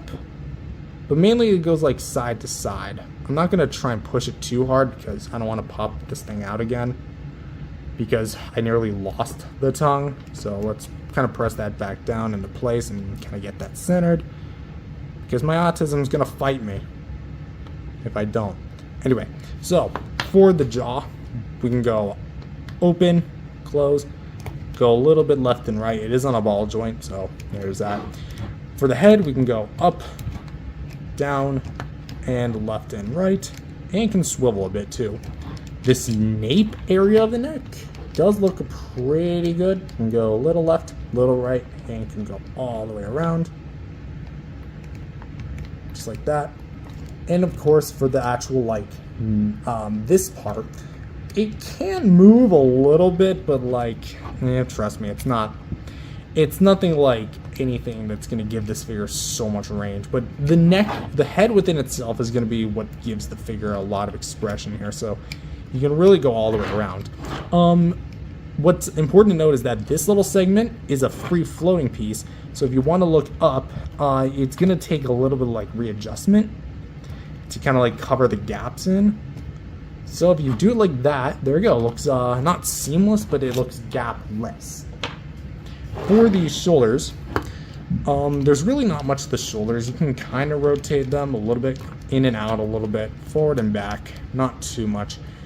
The elbows, however, you can actually bend pretty far out and can bend in and swivel here and there. Swivel hinge here at the wrist, so you can go a little bit side to side depending on how you have it angled, forward and back like that. You twist it the right way, you can also get some like side to side.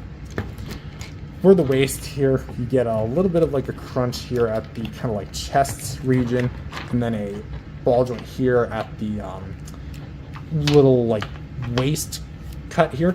And actually, funny enough, I fixed this. When I first got it, it was warped. I don't know if like the original owner of this guy actually like had it warped or anything, or it came like that, but I actually took some boiling water.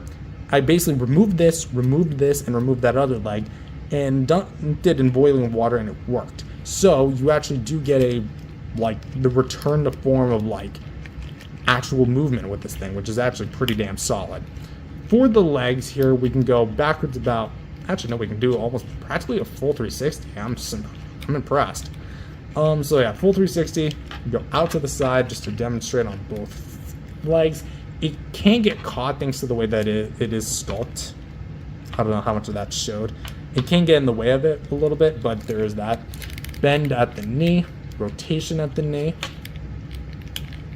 double hinge, calf joint and a ankle joint, so you can go a little bit back and forth.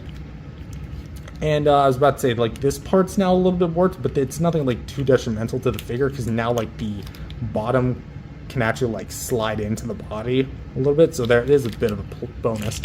And of course we have all these ball jointed segments which can go up, down, left, and right, and all that jazz, so it's all nice. So for the articulation, I think that realistically speaking, I don't have any like outright complaints. I guess more minor nitpicks, like the shoulders could have been freed up a little bit more. And I think personally what's the purpose of this big nape joint, because it really doesn't do anything. But aside from those, this figure really rocks in the articulation department. I'm going to give it a 9 for that. So for some size references, let's actually kind of like angle this guy.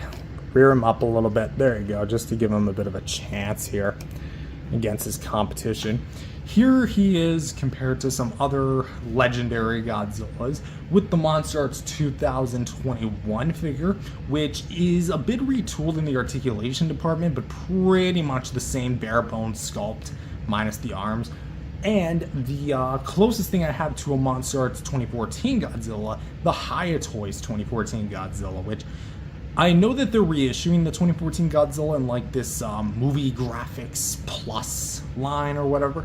Basically, they strip down all the accessories and package a crappy little postcard of the movie poster, which is something that they did with like the 1993 Orai Noroshi Godzilla figure they released a few years back. But like, I don't know.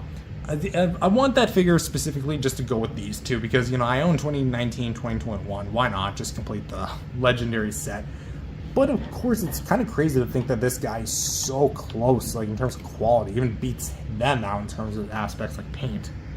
And for some other size comparisons, here he is compared to the Playmates Godzilla with Radio Tower from Godzilla vs. Kong, and another Godzilla vs. Kong figure, the Hi-Toys 2021 Heat Ray Godzilla, which I definitely think when it comes to like the overall size, quality, and just overall worthiness of the figure, I think that the Hi-Toys definitely beats out the MonsterArts severely. But when it comes to the actual beam effect, I will personally say MonsterArts does have the better beam effect. And lastly, here he is. Well, not lastly, we have one more after this, for the Monster vs. Godzillas at least.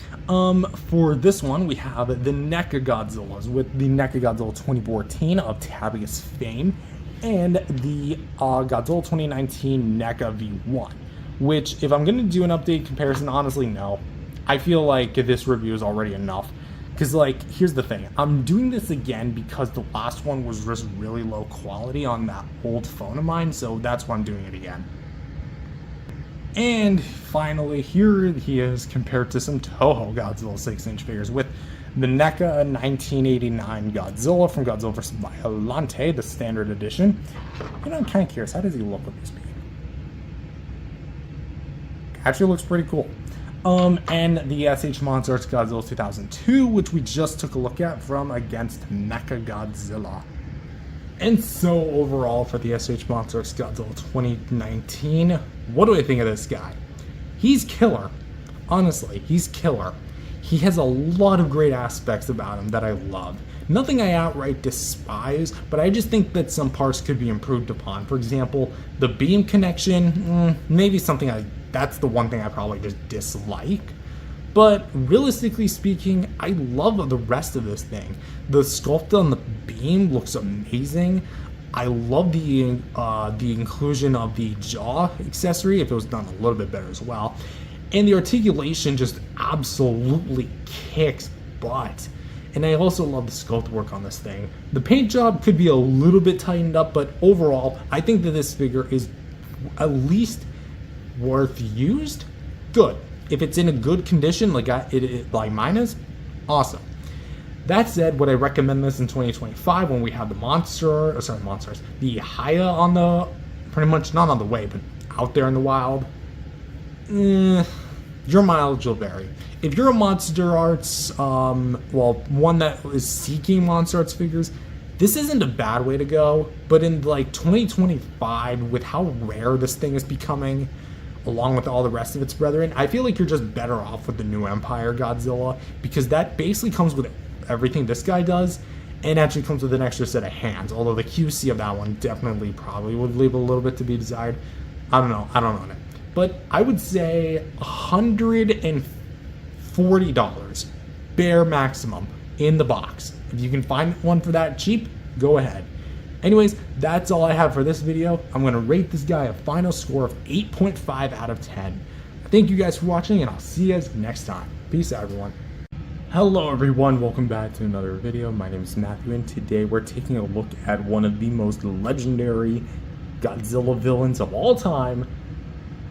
Wait a minute. This isn't the right figure brand.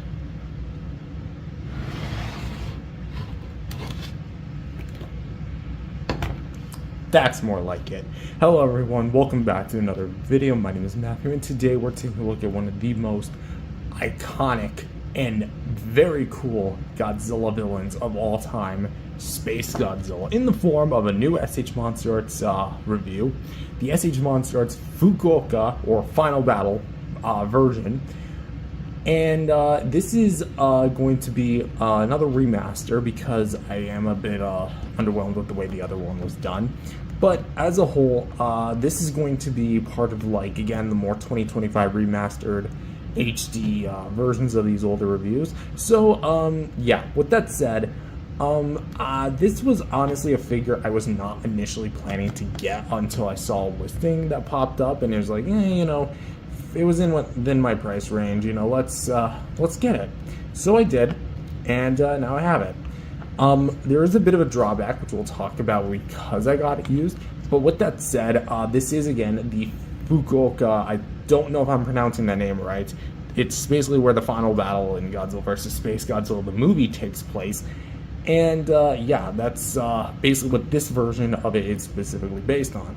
But with that said, is this guy worth the third version? Because there's the original, the little SpaceGodzilla set, and now this guy.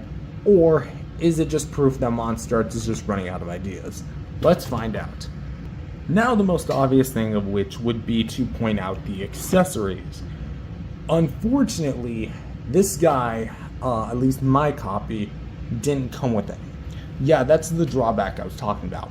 Basically, when I was talking about how I was used and I got it a little bit cheaper than it usually goes for, that's kind of like the trade-off here, because I did talk to the seller. I'm not gonna like list any reason here, but let's just say there was a specific reason why this guy didn't come with any accessories, and I'm probably not gonna say what it is. I'm just gonna let you guys know that there is a reason.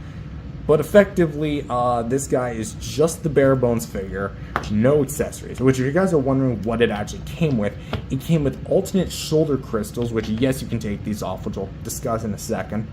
And also came with like these energy like electricity. I think they were blue. Like you could literally slide them onto them, and they looked really cool. Again, sadly, I don't own them.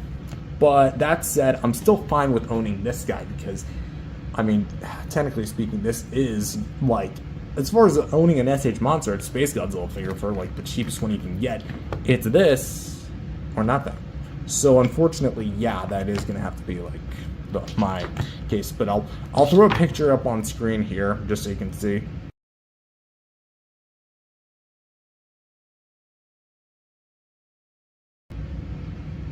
There you go. And yeah, so that's basically what it's supposed to look like. But for the, let's assume we did. How do you take them off? Well, you're going to see this seam line here. You can kind of see what I'm starting to tug. So literally all you just got to do is like pull it upwards, maybe shimmy it a little bit around. And you're going to see that, that it's entirely translucent.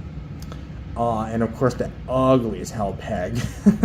Of course it's supposed to be covered up, but both sides can do it as well. This side I think was the problem child because like it just refused to be taken off. But I did have to do a lot of like extra work to actually get the shoulder crystals off. But basically for the shoulder crystals, which we'll just kind of segue into sculpt and paint, the actual like look of them here, it's very well done. We have like a nice translucent white here, looks very nice for the frosted tips, and then we kind of like go from there to like where the kind of goes to the skin, and you get like this pink hue, which really kind of like gradient-size itself. You know what it almost looks like? Almost some sort of like mountain range, although those are very pointy mountains, almost like a canyon range, you know. But of course this is SpaceGodzilla, not a canyon range. Mine's got a bit of like paint crud on it. I don't know if that's like a scuff. I don't think it is a scuff because this is just the same color as this, if not a little bit less painted. I really gotta like focus on that. There we go. A little bit of crud here. Not too bad in the way of scuffs. Mine's got a little bit of a scuff there, so I guess that is. But yeah, just a one more look. Same thing on this side here, although I'll note is that this side has a bit more red on some parts than this one does, so that's interesting, because like when you segue it into the body, it is gonna almost looks like these two pieces can like connect together, create like this, I don't know, weird thing. Anyway, but also you're gonna see like the pegs in question have like a certain like shape, so I don't know if this is this the right I don't know. Well, that's also a problem, but we'll talk about that later.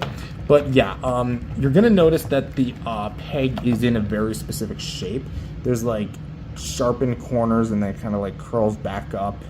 So it's flat side here, and then it kind of gets rounded off more towards the other side. So of which it does look pretty well, like when all things are put back together. Let's try and find that. There we go. There we go. Come on. There we go. So that is going to be the shoulder crystals. I think overall the shoulder crystals are done beautifully. But let's take a look at the actual head, because that's the thing that wanted to be taken a look at. So for the head here, the eyes are going to be pretty damn sweetly. Let's actually zoom in there and give you guys a nice extended look. I don't know how well oh, there you go. Those eyes look very well detailed. They have like little like triangular patterns among the iris. You get like a bit of yellow to orange, yellow eyeball within itself. That looks nice. And a black pupil. Translucent orange crown here, which looks very well done. And of course you have like a navy blue for the base skin. And of course you get some individually painted, sculpted dorsal plates, or spikes in this case. I do apologize for the fur because I do have cats. For the actual mouth here, the teeth are individually sculpted and individually painted, which I do appreciate as well. They have like the sharp mandibles, which also, by the way, are highlighted with purple. Like that adds a whole flare of color. Let's take a look at the inside of the mouth here. As you can see, we have all the wavy details here with the tongue and the mouth. It looks very disgusting and unnatural, but I mean, it's a SpaceGodzilla. What do you expect? No throw hole, but you do get a lot of that nice gum paint. Let's take a look at the bottom of the jaw. Nice wavy patterns, and then you get to the purple on the neck, which looks very nice. I do like the fact that they did include this purple, or like very dark. It's not really a maroon. That's more of a red. Anyway, let's kind of like go back up here. There we go. So yeah, just a bit of a extra look-sees at the head.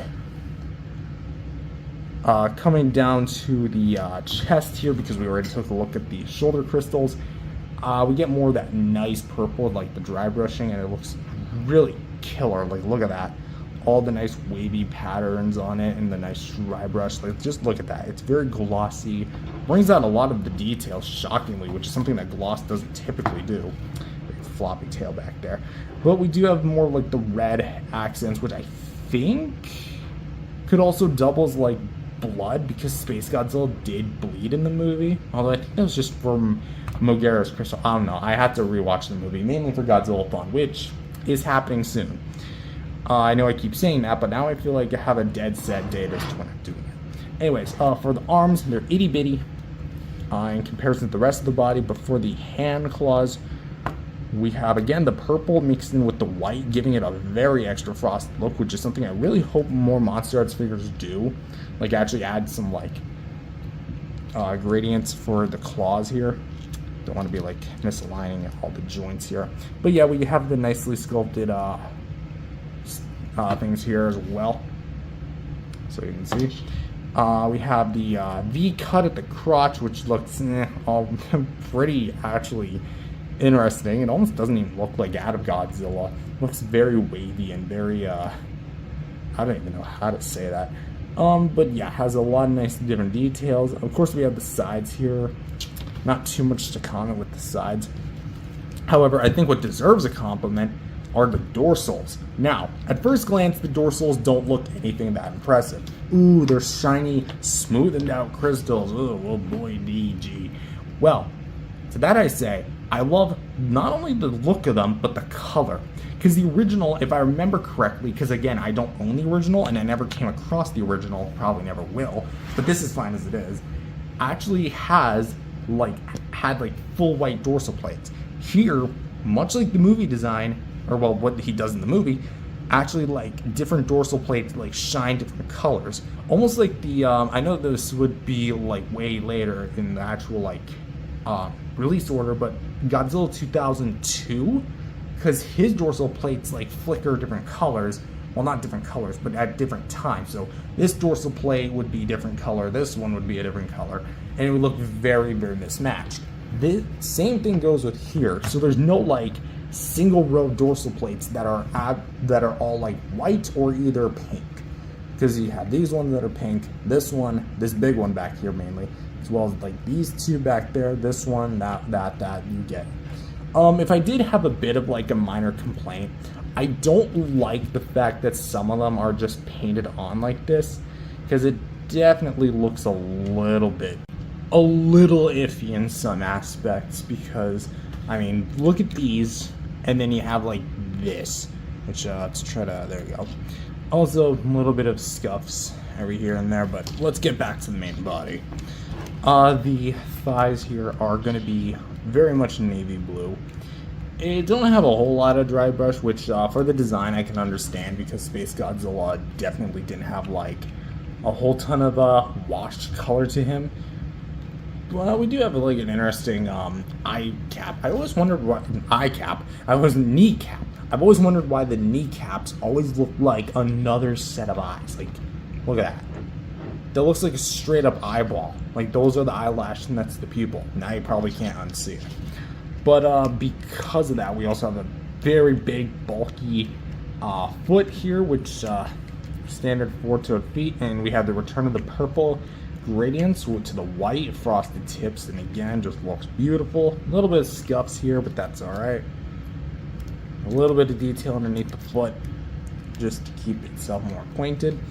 And of course, we have the long tail, which for MonsterArts standards, it's pretty average length. It's probably a little longer than the 94 Godzilla, which like I probably will never own, but I mean, hey, I didn't say that about any of these MonsterArts figures, and now I own 7 of them. So, never say never. Before the crystals, again, going back here, we have some white, some pink, and then right here, and then from here on out, the rest is just white. I don't really like that because I definitely feel like they could have kept the gradient, the like mismatched colors kind of going. Also, I don't remember if this was part of the design, but I do wonder why this dorsal plate's like out of alignment with the rest of them. That's probably the design because a lot of them are. I don't know. Again, it's been a long time since I watched versus SpaceGodzilla. But yeah, we have all these different crystals, and then we have all the way going down here, which where we get to like, also it's worth mentioning that there would be 3 rows, and then now there's only 2 of them. Until we get to this crystal tip, which, oh my god, this looks so cool. Just look at that. Trying to like really focus in on here. There you go, look at that. And for the underside of the tail, the purple makes a return. The segments do kind of get a little out of alignment. But there you go. So for one last look, here's the angle the camera back up. Got check, readjust, side, this side, down below, too slow. The front here, I think I already did that side, whatever, from the top, bird's eye view. Anyway, so that's the MonsterArts SpaceGodzilla Fukuoka Final Battle version, whatever you want to call it, sculpt and paint. I think this figure is awesome. Like, as far as the actual look of the figure, I'm trying to pop the head back on, there you go. It looks visually very well pleasing. There's really little I have of like any sort of issues. I will say the only real big issue is more of, again, a minor nitpick, but I feel like the way that the dorsal plates were painted, like the pink ones primarily, could have been done a little bit better. Because if you're paying like, I don't even remember how much this thing was at MSRP, like a good amount of money, I feel like they could have done something. Especially with like, if you can make something like this translucent, you can make something that small translucent, I bet. But for as it stands, I'm going to say 9 out of 10 for the sculpting and paints. Very beautiful. Oh, good heavens, the articulation.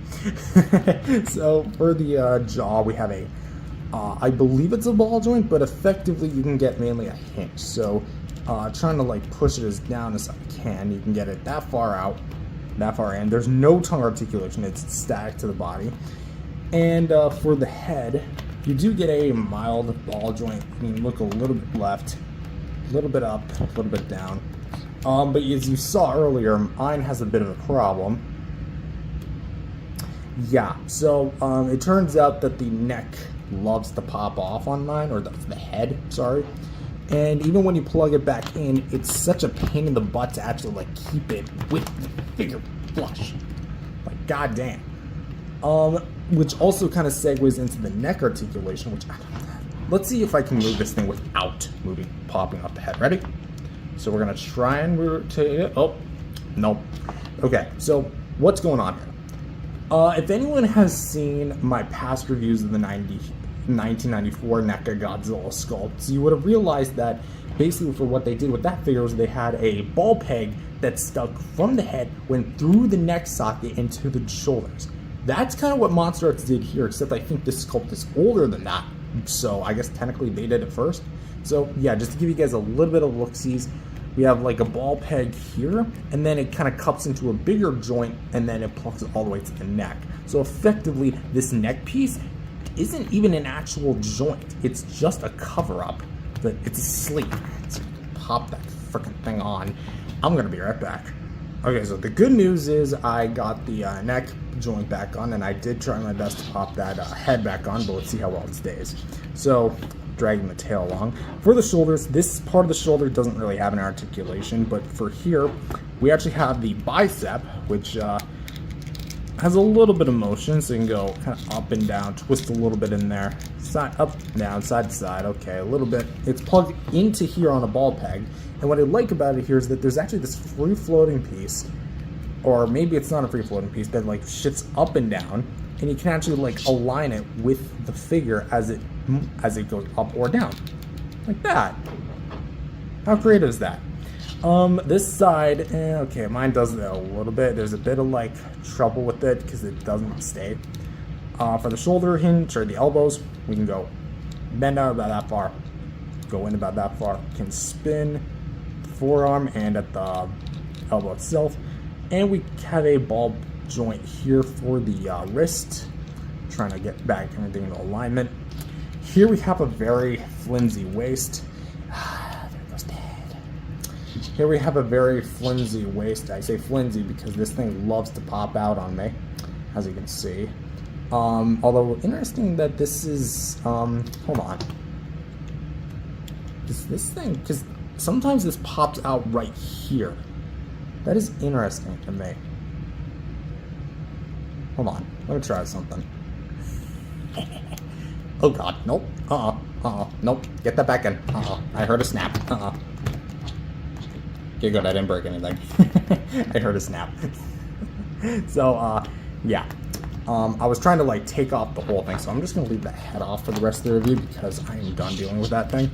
But yeah, effectively you get a ball joint here, just to show the back, here and there, and the two joints work in conjunction can actually get a very nice amount of movement. Although I think one of the joints is off. Yeah, there, it's off. I'll be right back again. Alright, so there you go. It's actually a pretty tough cookie in order to get back in. And I didn't even get any milk to dunk it in. So for the thighs, not so much like spreading motion, you get a little bit, mainly towards the left thigh. But what's cool about this is you can actually get a near full 360 spin with the leg. I'm not going to try and get a full 360 because like it's so close yet it's so far away. It's very well expressive. For this leg though, you can't get really much of a back and forth motion. You can get something, but the knees are mainly what kind of keep the figure going. So the knee here can straighten out and bend. It's a double segmented knee with this as like a free floating piece. And you also can swivel and ball joint here at the foot, which is like a double peg here, as you can see. And of course we have a series of ball joints here throughout the entirety of the tail, which also some of them are free floating pieces like this guy.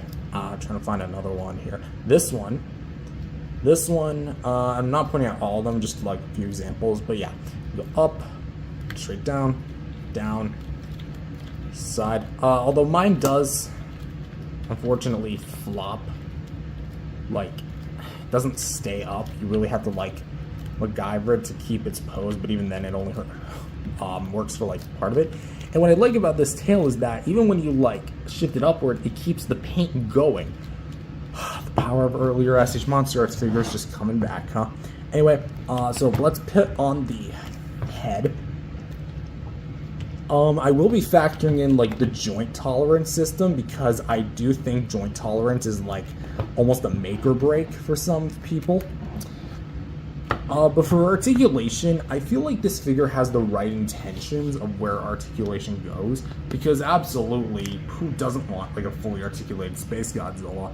But at the same time, there are a few drawbacks. For example, like the head constantly popping off, the waist constantly popping off, and the loose tail. However, parts of that could just be attributed to the fact that I did get this thing used, so I will go a little nice on this thing.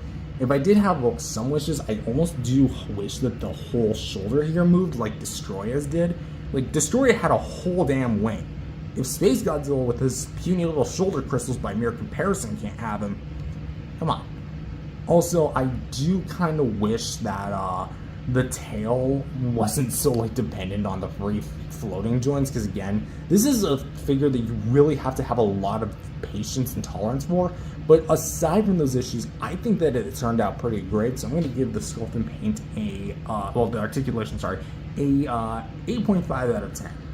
So for some size comparison and size reference, here he is compared to some 6-inch basic Godzilla figures with the modern live-action Toho Godzillas, with the NECA Shin Godzilla Atomic Blast variant, and the Godzilla -1 Monster Roar Attack series line. I don't know, they come up with weird names like Monster King, Movie Monster Series, the Monster Roar Attack, the Deformation King. Like, come on, Bandai, they're creative, but let's get a little bit more mainstream with it. Anyway, yeah, they're obviously not in scale. Shin Godzilla is close to his scale, but like, realistically speaking, SpaceGodzilla is supposed to be 120 meters, Shin Godzilla is 118 meters. And -1's 50.1 meters, if I remember correctly. Although -1 definitely has the biggest, bulkiest feet on them all, so there's that. And here he is compared to the Bandai America Godzilla 2000 figure from years ago. And of course, another years ago figure, the Trendmasters Fangbite Godzilla. I think you're the Fangbite. Again, the Trendmasters milked like so many freaking variations. There was the that one that like shot the missile, and then you like have a little trigger at the back. I don't know, it was one of the dorsal plates. They made like a giant version of them, almost as big as that one. And they made like some minifigures, the one with like open heads. You get the guy. You get the clue. But obviously, again, scale be damned here. SpaceGodzilla is supposed to be taller than both of them, but I do kind of like this pairing, you know? I don't know, there's just something about that pairing I like.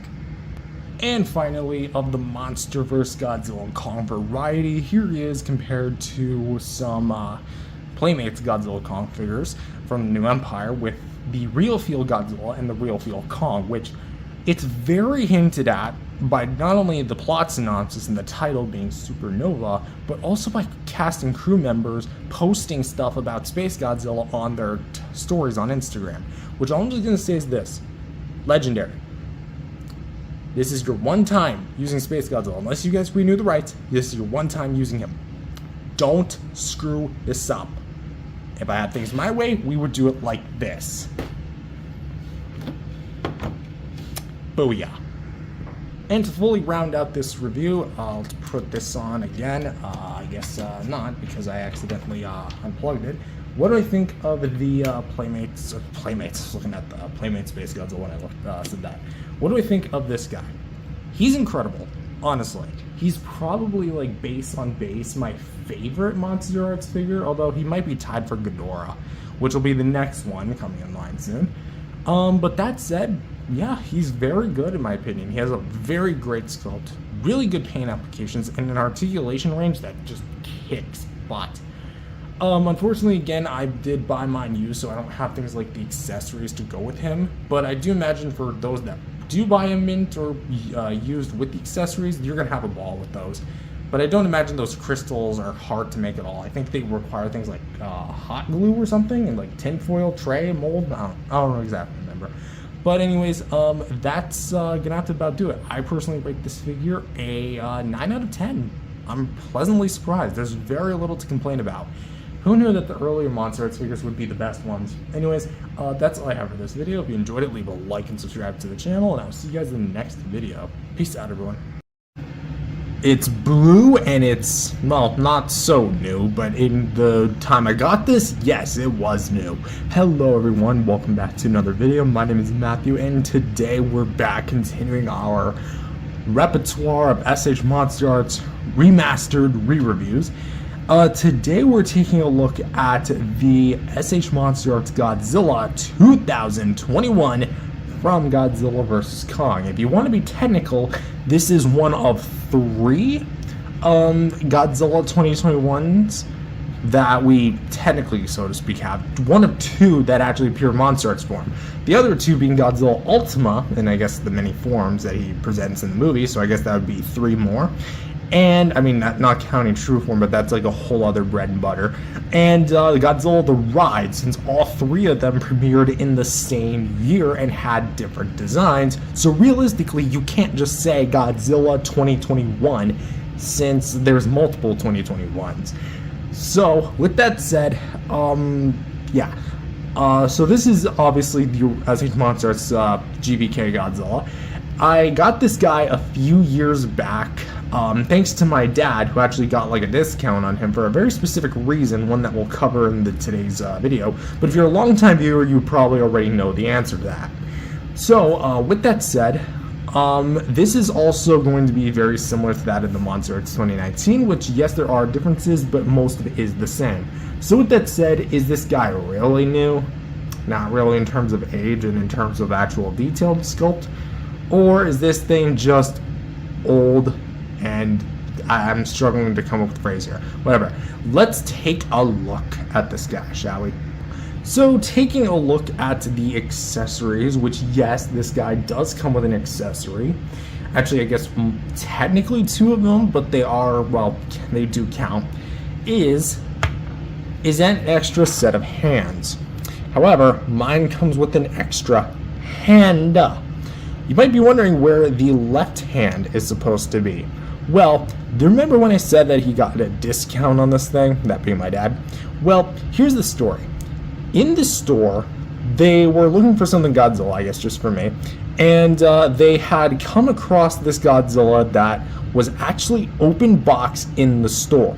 Basically, what happened was someone, I don't know why, I probably will never know, was they opened up the box, because the tape was already cut open, and they took out that extra hand and ran off with it, leaving this hand and the Godzilla figure like this perfectly intact. Now, I don't know why, again, I don't know what's the scenario. The only thing I could think of is that they desperately needed a new Godzilla hand and they weren't willing to fork out like another 80, 90 bucks on this thing. And they were just in a hurry, so they decided to commit an act of theft. Yes, it's a tiny little piece of plastic that's barely the size of a thumbnail, but it's still theft, and you know, you don't want to necessarily do that. So with that said, that is this is what I have now. And it's not like I was really missing out on much anyway, because how MonsterArts did this was really, really weird. See, the alternate hands are like the relaxed hands that you get with just like him doing this, you know, maybe his arms to his side, whatever.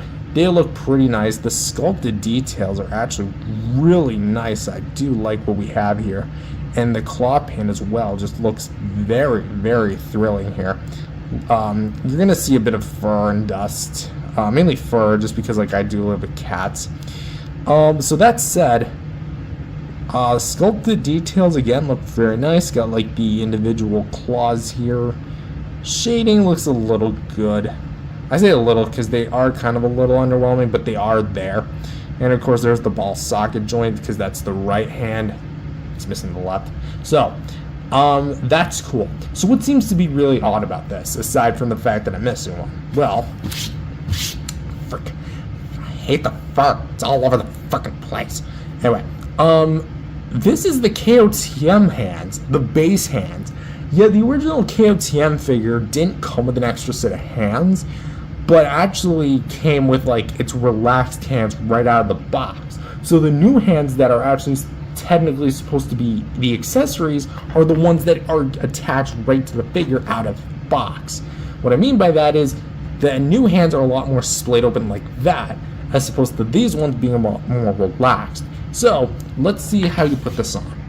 So forgive me if I fumble this up, because I do have a history of messing this up. Is you basically want to take the figure hand right here, which make sure it's the corresponding hand, and you want to just gently tug on it. That sounded a bit more rough than it should have been, but effectively you get something like this. Now, do be careful, because this peg right here, it is a Hot Toy style like peg that can like not ratchet, but it is kind of like stiff to the point where it like clicks. But I've had it so these two parts actually like pop off against each other, so there's that. Anyway, so you're going to see the ball peg and you're going to see the ball socket. You kind of already know what to do from there, but you just want to peg it on and boom, you've got a fully functionable wrist joint right here.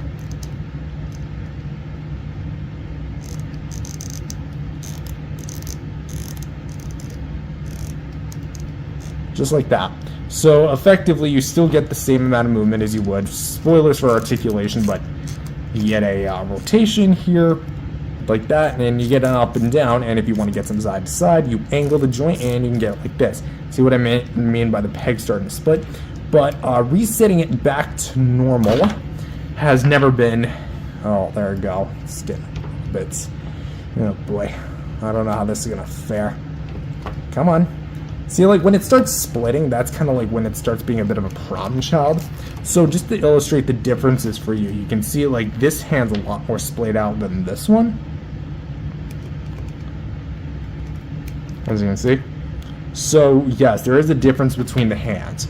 So, I think, personally speaking, the alternate hands, because, like, I think, I could be wrong about this, but for the MonsterArts updated, like, 2019 onward sculpt, I'm trying to really, like, show the hand in frame. There you go. I think this was the first time they were actually offering the alternate hands, which, like, yay. But there's kind of a bit of a problem here. Again, not really much of a spoiler because it's on full display. But if we're going to dress, sculpt, and paint here a little earlier than usual, the spines are illuminating, the eyes are glowing, and the mouth is caked in blue. It is caked in blue. But you don't give us a beam effect. Now, I understand this could just be because they've done like so many runs of the 2019 figure, because they did the original release, the event exclusive, and the poster version, and then not counting Burning because that one didn't have the beam. The bootleg version does. It actually has two beams, a NECA V2 style beam and the blue version of the MonsterArts bootleg 2019 beam. Because I've seen that thing on AliExpress. I actually do kind of want that, just because, like, I want a beam effect for my official V3 Godzilla NECA. Anyway, that's a whole different other story. But you don't give us a beam with this one, even though the spines are illuminating blue. Like, you could say that it's charging up, but to that I say, his mouth is already blue. The mouth doesn't glow blue until the beam hits the mouth and exits it. I've seen the movie enough times. Is this when he's like rearing up and charging? I don't think so, because he's not entirely blue. That would be more appropriate for the poster version, which actually did come with the beam, and that's not from the right movie. Although it is technically the same design. There were some design changes from King of the Monsters 2 vs. Kong, like some updated texturing, some enhanced detailing, etc., etc. But for the base core model, nothing really changed. That said, I don't understand why MonsterArts would just give this guy a whole blue paint scheme from the spines, eyes, and mouth, but not feature a beam effect, but instead rehash the original hands we got from the King of the Monsters figure and just add what are supposed to be the new hands onto the, like, the sculpted actual figure. It doesn't really make sense to me, but the alternate hand, I guess, for what I do have, even though I got it incomplete, and again, there's the King of the Monsters hands. They're interchangeable hands, not necessarily the most thrilling thing in the world, so I guess I'd rate it, personally, the accessories, a 6 out of 10. I'm being a bit generous with that, in my opinion, but they're whatever. Which brings us to the actual sculpt and paint of the figure, not just talking about the accessories here. So, for the mouth, which is the first thing we're going to take a look at here, the blue. Now, I like and don't like what's happening here. Let me explain. I love the blue choice. I'm a huge sucker for blue. I love the color blue. I love everything that would be blue, and Godzilla glowing here that is a very metallic, beautiful light blue. Just, it's personal eye candy to me. So to say that I don't like it would be a very huge lie, in my opinion. But just to go over like the actual details here, The tops, the rows of teeth here are going to be painted entirely of that blue, and are pretty much going to share an identical sculpt to that of the KOTM figure. The membrane here, which you pull down and then it reveals more of, which thank you MonsterArts for keeping that engineering alive. You get more of that metallic, kind of like very much folds in the skin there. Looks very nice. Tongue looks very well detailed. As well as underneath the tongue, kind of see some more of that detail. And the roof of the mouth, although there's an obvious seam where the eye plastic parts would be, the eye decals. Those look great too. The ball peg is still kind of like black, almost gives the illusion of a throat hole, even though that's anything but a throat hole. That's obviously a throat peg. And the back of it obviously shows the black plastic underneath, but for the base like blue paint here, I like the color choice. What I'm not really a fan of is the fact that you only get one shade of blue. And in my personal opinion, they should have done what NECA did with their V2 Godzilla and had a ton of different blues to give off a more illuminating like gradient in there. There was different type of blues that made more sense than just one singular shade of blue. The eyes as well, they're very much beady and very small, so I can't really like complain on those a little too much. Kind of would have liked to see like the eyelids like around it kind of illuminating a little bit more, really like showcasing that this guy is like charging up. Also, I don't know what it is about this like sculpt work, but just something about it just looks so... It makes him look older than he actually is. I know he's like 250 million years old in the MonsterVerse canon, but it's just... He looks so wrinkled and shoveled up. Like, really just showing that. It just looks so crusty. Anyways, moving back to the detail here, we have a lot of the nice detail work at hand here, which looks very nice. You have all the different intricate details here, which look very nice. The segmenting here on the neck. You get the painting here for, like, the neck itself, which is going to be, like, on the front of it exclusively, so there's really not going to be a whole lot on the sides of it, at all any. I mean, you get a little bit of a wash here with the gills. It's very slight, at least from what I'm trying to see. It's a bit darkened there, but again, there's really not a lot of it, because again, I didn't really notice that up until very recently. But for the dorsal plates, at least for the top of the neck here, they look great. The back here almost looks like a mohawk, and it looks very blue, very gradacious, and my camera's almost like picking up like a faint reflective glow, which I do like as well. The spines up here look very nice, and I do like what we have here. If I did have like one criticism about the neck proportion, it's just that how small the head is in comparison to the neck. I know the MonsterVerse Godzilla always had a big, thick neck compared to a small head, but I don't know. This just looks off for me. It almost looks like a snapping turtle. Like literally, shift Godzilla's head up. You got yourself a snapping turtle with a major blue obsession with Blue Jolly Ranchers. Anyway. Let's keep on going here. For the chest here, we get a very nice dry brush of like a salmon, peach kind of color tone here. It looks very nice, very cool. Lots of nice detail work, pretty much most the same as the KOTM figure.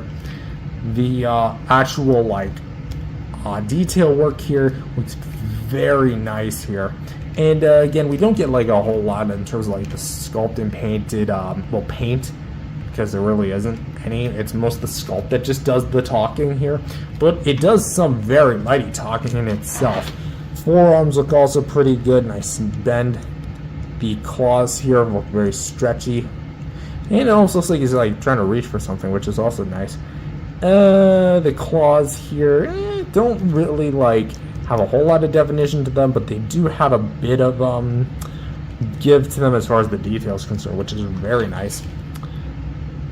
There you go, just more there. Kind of wish there was like some more shading on the claws, but we'll get to that when we talk about the foot claws. Besides the figure, they look pretty nice. Kind of wish there was like a bit of a dry brush with it, but if you want to talk about paint, let's look no further than the dorsal plates here.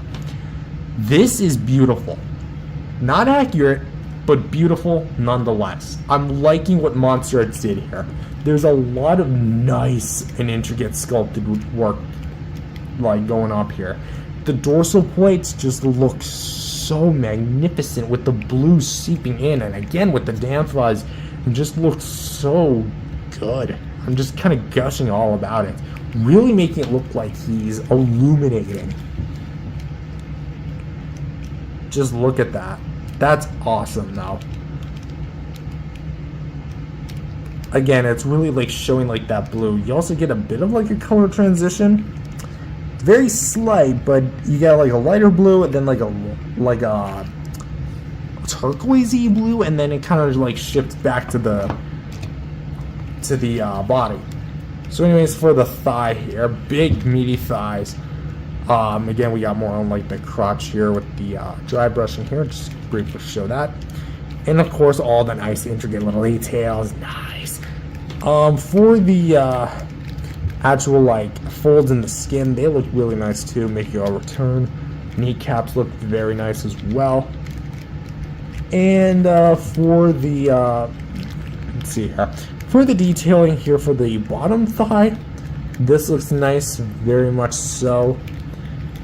Here for the foot claws, again, not too much going on here with like the paint here, although you do get a bit of like paint more towards the tips of the claws, because like they do like a shading effect, which is something I wish they did on the hands. But the bottom of the feet looks surprisingly well done here, so as you can see there. And of course, for the tail, they actually painted the entirety of the tail from tip to the base, which is shocking to be honest, because let's be honest, MonsterArts has, Bandai I guess in general has a so-so history with painting their tails correctly. But this is MonsterArts, so at the very least they have had that done pretty well. But again, you get all like the metallic paint just really looking nice. Underneath the tail doesn't really have a whole lot going on to it, but that's a problem. Yeah, for some reason this part of the tail has been popping off a lot more. I didn't even do anything, to be honest. But for one last shot of it, here's this side, the front, this side, the back, below, and from the top.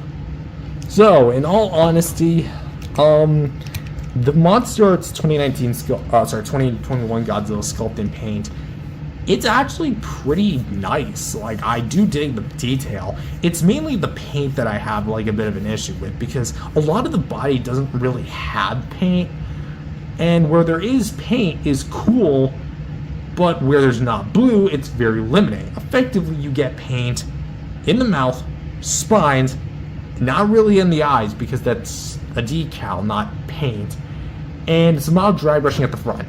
That's really it.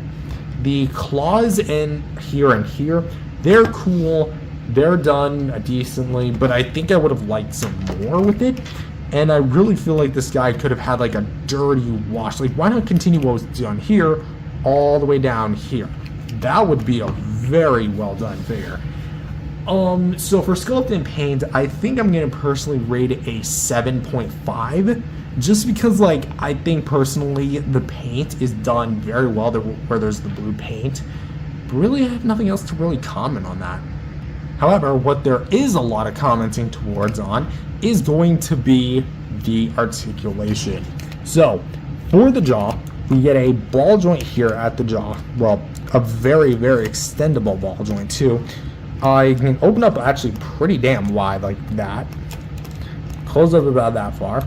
And you can also kind of like rock her in there. Just like that. The tongue can actually move from side to side. A little bit up, a little bit down, but I would not personally recommend it after the amount of times this thing has popped out on me. Ball joint here at the neck and go up like that. Down, left and right. And can swivel a little bit. It's not like a 360 swivel, because otherwise, surprisingly that was a surprisingly was one. Although you might notice that my actual ball peg is starting to crack, so I gotta be watchful on that one. You also will see that this neck piece right here is actually free floating. So if you aim it a little higher up than it should, like this, oh boy, that neck position, I wonder what got Godzilla to do that. You can actually kind of like close up the gap. So you also get 2 extra joints right here, a little bit up, a little bit down, and then this one, which is like just literally back and forth. This is literally all it does. It's at the nape.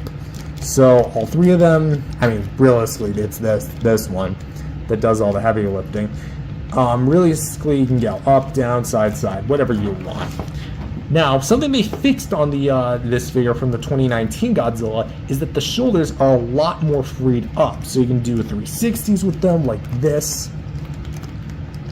Go out to the side like that, in. Go like in, like just swivel all about. They look nice, just like that. For the elbows, what can I say? But that hasn't already been said. They can actually bend pretty far out. And then they can bend this far in, and swivel here and swivel there. We have a bit of a ball joint here. Well, ball joint that connects to a swivel hinge. I should probably clarify. Just like I made mention, you can rotate it in a certain direction. For the waist here, we can go down about this far, so we can crunch up about this far, can rotate just a little bit, not a whole lot of like give to it. Really trying to like showcase it here because it sometimes is a little stiff. And what's important to note is that when you bend it forward, at least, there's going to be these gaps. However, there's actually additional sculpt to like helping bridge it, although the spines do like get in the way of that. So we have ball joints here at the hips, which I think can go, well, this one can go back about this far. Well, technically this way about this far. Oh, wait, oh, we can do a 360. Interesting. All right. So, yeah, I think you can effectively do it on both sides, but I'm not going to risk it.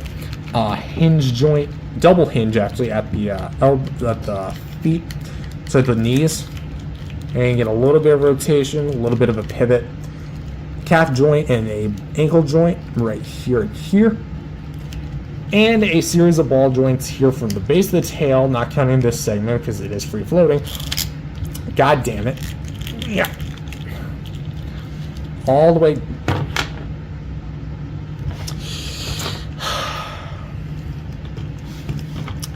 All the way. I'm trying to really like hold it in place here.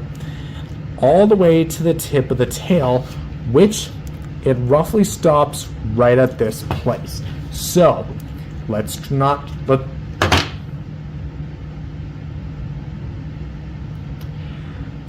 try and not to pop it off.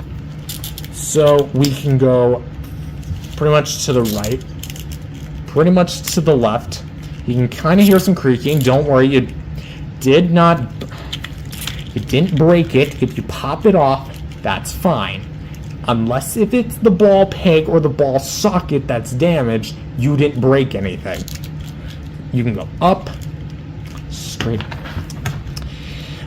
That's the 6th time this stupid tail popped off on me. 7 actually. But whatever. Whatever. You can get a lot of nice movement. You know, I'm done with the tail. Anyway, so for the articulation, lots of expressiveness. I do like this articulation set a lot more than the 2019 Goji, just because like the 2019 Godzilla was a lot more limited than this, and I even had to fix some of my articulation on that Godzilla to help it get a little bit more freed up. But this Godzilla effectively gave that for me. Ironic, because I got this one before I got the 2019. So with that said, I'm going to rate the articulation here at 8.5. Very expressive and very awesome. So for some brief size comparisons, here he is compared to some MonsterArts Toho classic Godzillas with the MonsterArts 2002 from against MechaGodzilla. and the 1991 original release, King Ghidorah, which I'm still shocked I own this thing, and this will be the last for our MonsterArts re-reviews, fitting because I actually picked my favorite for the last. And here is compared to the MonsterArts 2019 Godzilla and the MechaGodzilla V2, which I previously mentioned. Effectively, I know it looks like the MonsterArts ones are taller, but if NECA's articulation wasn't as stiff as it already is, even 6 years later, he would actually be about the same height. In fact, at the tallest dorsal plate back here, he is about the same height, so take that for what you will.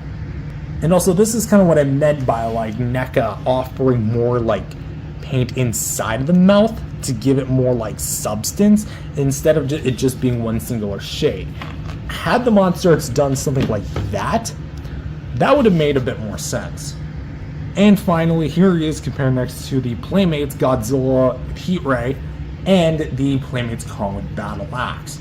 And I have to honestly say, they're actually fairly in scale. They're obviously on different, like, levels of quality here, because it's clear which one's made of a more art plastic compared next to the more kitty, soft, hard plastic that's used on, like, every single damn toy these days. But it's not a bad way to go, to be honest, if you're just looking for a substitute.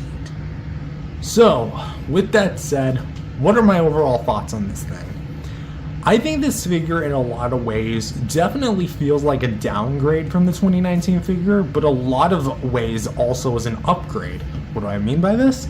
Well, he looks very nice. His sculpt is absolute eye candy, and there's no doubt about that. And couple that with the blue paint, just looks so elegant and just beautiful. And it really shows what MonsterArts can do when they lock in. That said, there's a lot of other drawbacks too.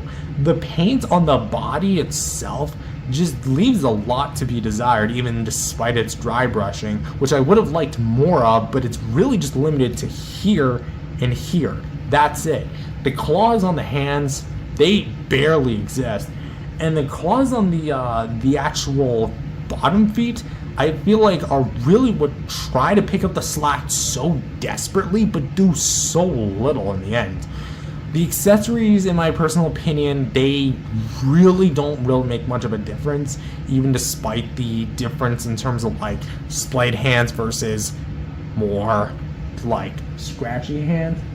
And I wish that this thing came with its own beam effect, because, again, the Godzilla vs. Kong movie, Godzilla does a lot of the atomic breath in the film. In fact, you might even call him a spammer for that.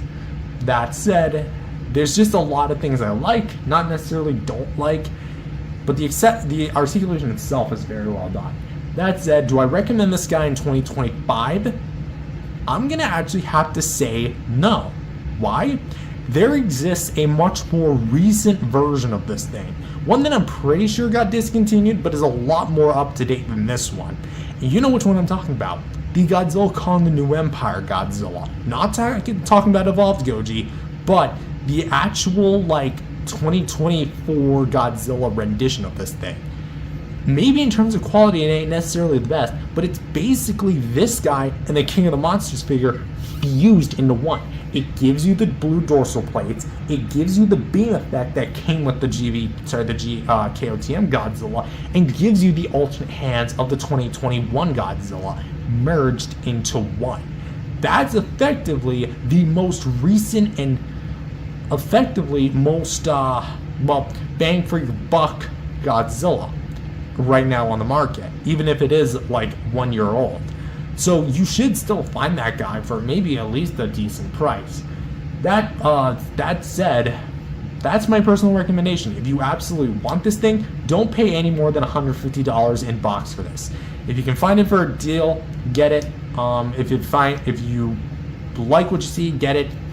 If you don't like what you see, pass, to be honest, because a lot of the GVK stuff from MonsterArts was, I think, very well done, but it could have been a bit better. Mainly Kong especially, too.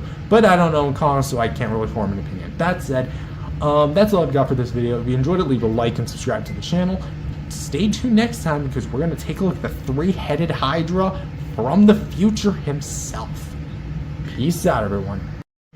It's the three-headed Hydra made with remnants of the future fused into a disaster of the past. Hello everyone, welcome back to another video. My name is Matthew and today is the final SH MonsterArts review for now, until I get more MonsterArts figures, which who knows when that'll be.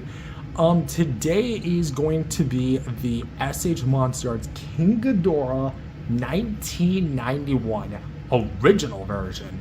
Yes, before there was the special color edition, before there was the Mecha King Ghidorah, before there was the King Ghidorah 2019 and the special color in King Ghidorah 2019 and the final battle version of Mecha King Ghidorah, there was this guy. The OG Ghidorah from early MonsterArts. So, this guy I was saving for last because, spoilers, he's actually my personal favorite of the Godzilla MonsterArts figures I currently own.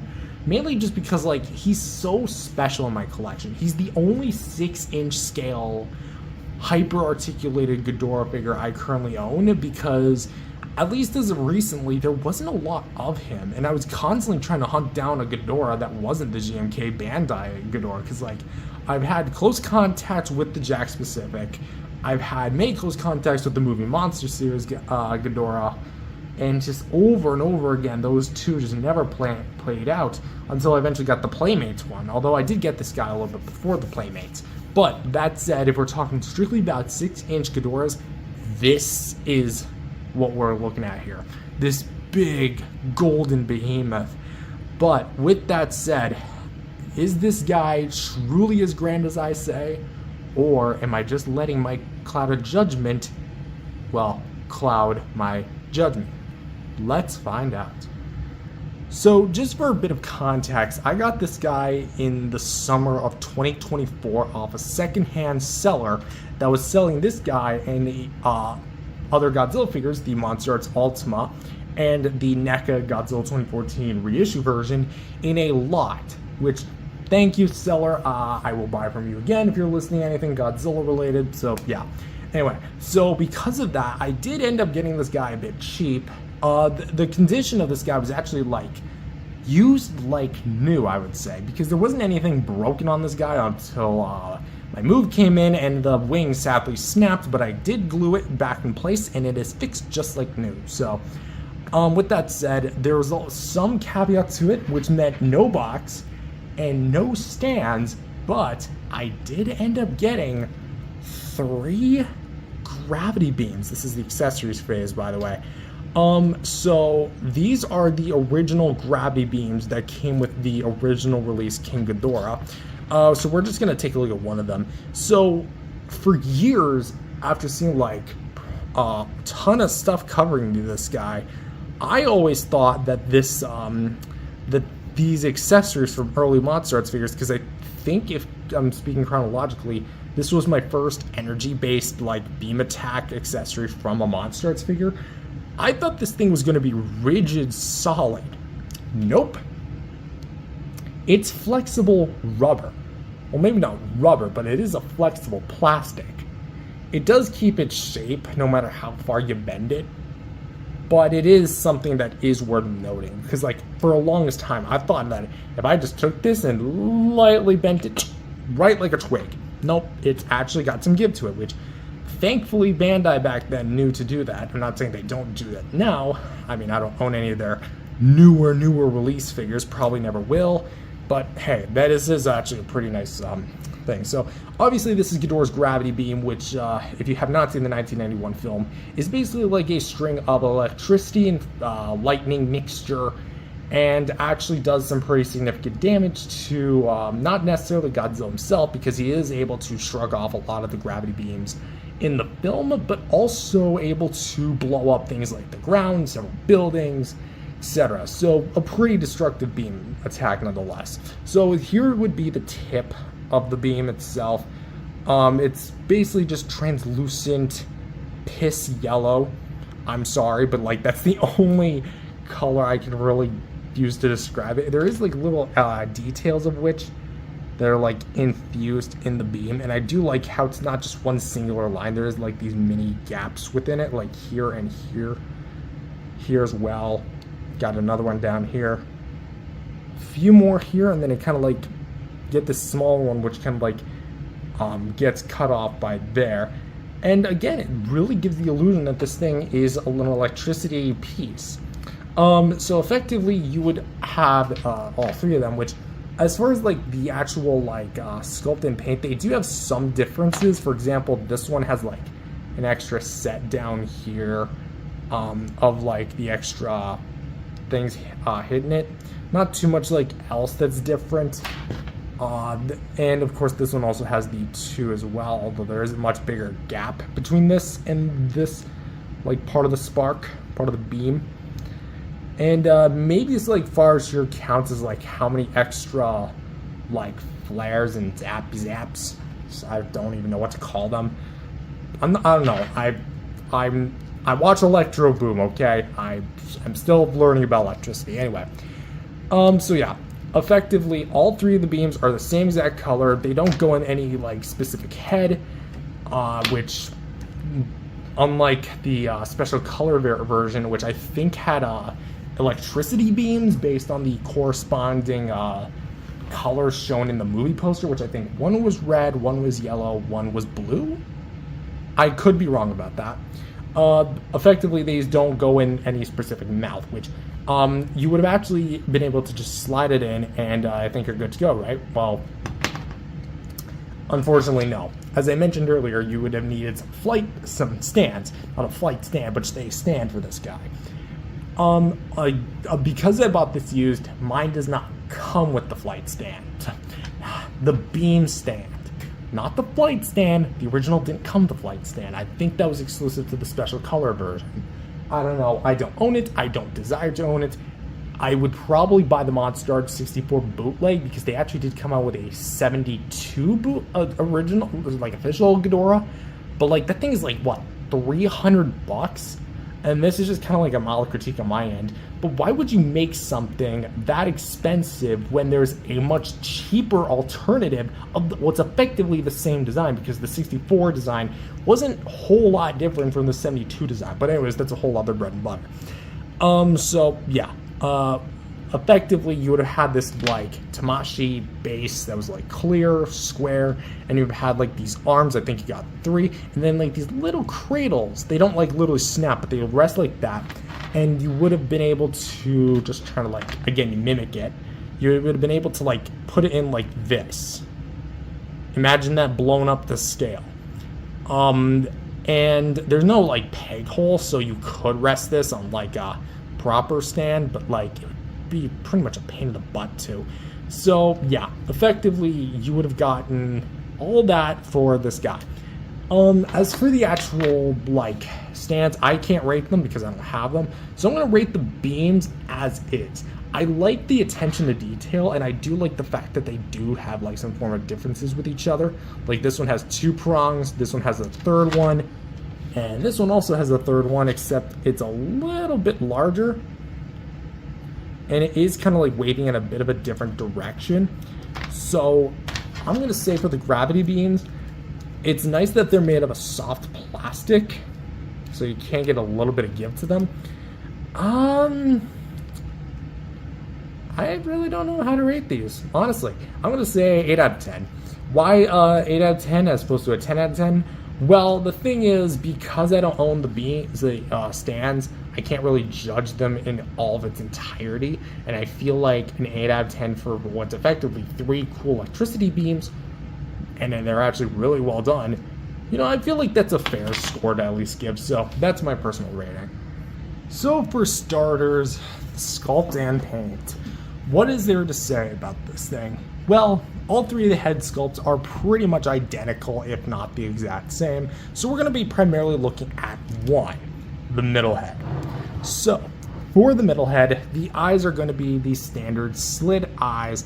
Let's actually kind of get like a bit of a close personal look, if you will. There's a bit of fuzz because I have cats, and this thing's like almost 15 years old as of me recording this, so With that said, this eye has actually got like a bit of like a black outline and like a bit of a like a lightning bolt for the slitted eye. I don't know if that was intentional or not, but if that is, that's awesome. I mean, it is a decal, so they're able to be a bit more precise when it comes to the printing on these things.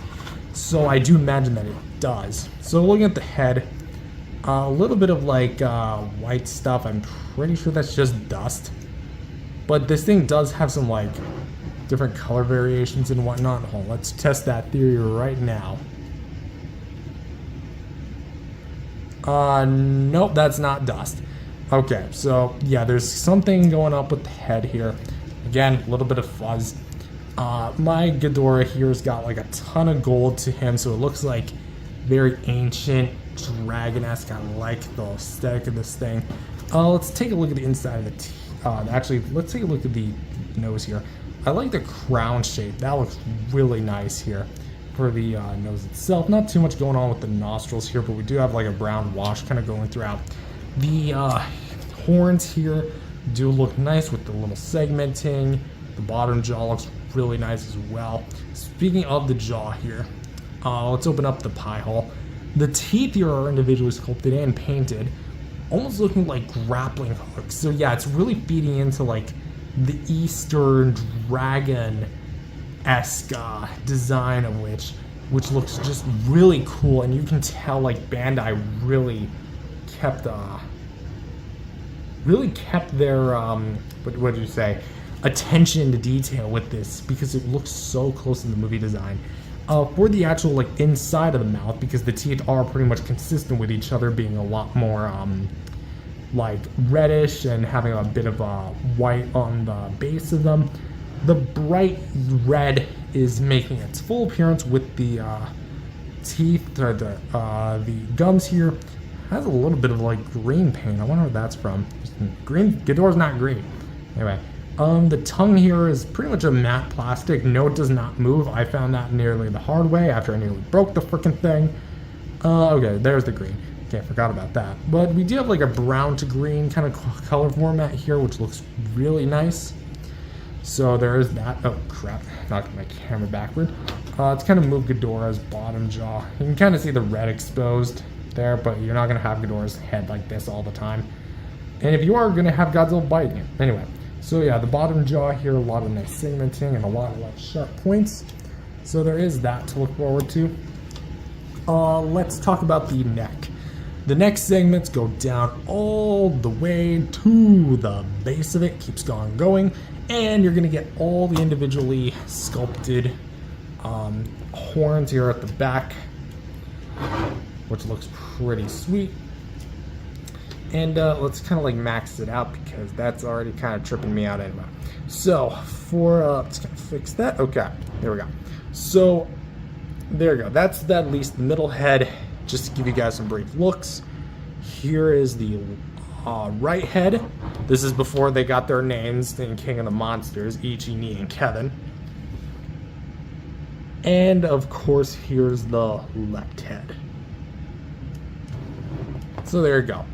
That's the heads. So going down here, we got the body, which the body is going to be casted in again, the same gold plastic that you've seen already. We got a lot of nice, like, intricate little diamond scale details that you find on Gigan and Ghidorah anyway. Well, I think Ghidorah came first, and Gigan kind of adopted that scheme. But we do have a lot of the nice, like, bumps and grooves. Like, you just rub your finger on this thing, you can feel all the intricate little details, of course. Especially if, like, your feeling sensitivity is high. You can just, like, feel a lot of that, and it's really cool looking. I know, like, personally, I probably would have preferred a much more, like, different, like, wash on this thing, just to give it some more color. But I understand, because, like, the movie design was like this. It was more one note than anything else, where it didn't, like, show mouths and noses and eyes, everything like that. But you do get, like, a little bit of a, kind of like a concave here. And, of course, the, what are Ghidorah's, man breasts, for lack of a better term. And then, of course, you have the very small, in proportion, feet, which actually have, like, some paint variety. You have some brown here and here, as well as here and there. Not too much else here going on, but we do have some nice, like, more detail and just kind of like show a lot more down the figure itself, which looks very phenomenal. There we go. It's kind of annoying me. Just to gently flip this over because I don't want to ruin this thing. We have a bit of a few markings here.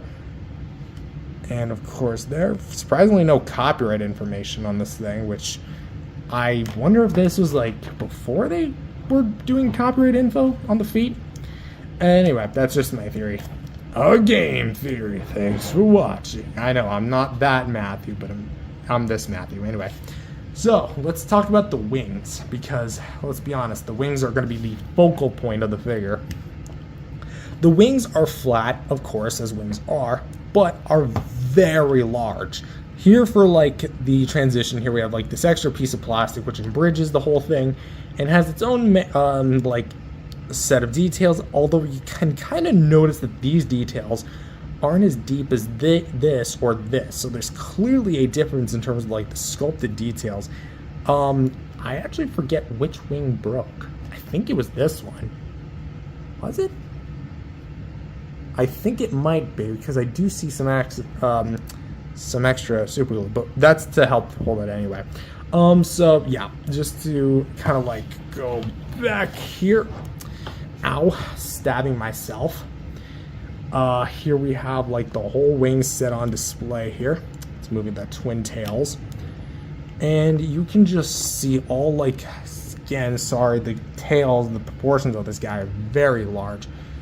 You can just see all of like the metallic paint job finish, the reflective plastic, the very smooth out plastic on purpose to kind of like give it the membrane it needs so Ghidorah can naturally fly, even though there's nothing really realistic about it. And of course the spiked appendages on the sides of the wings.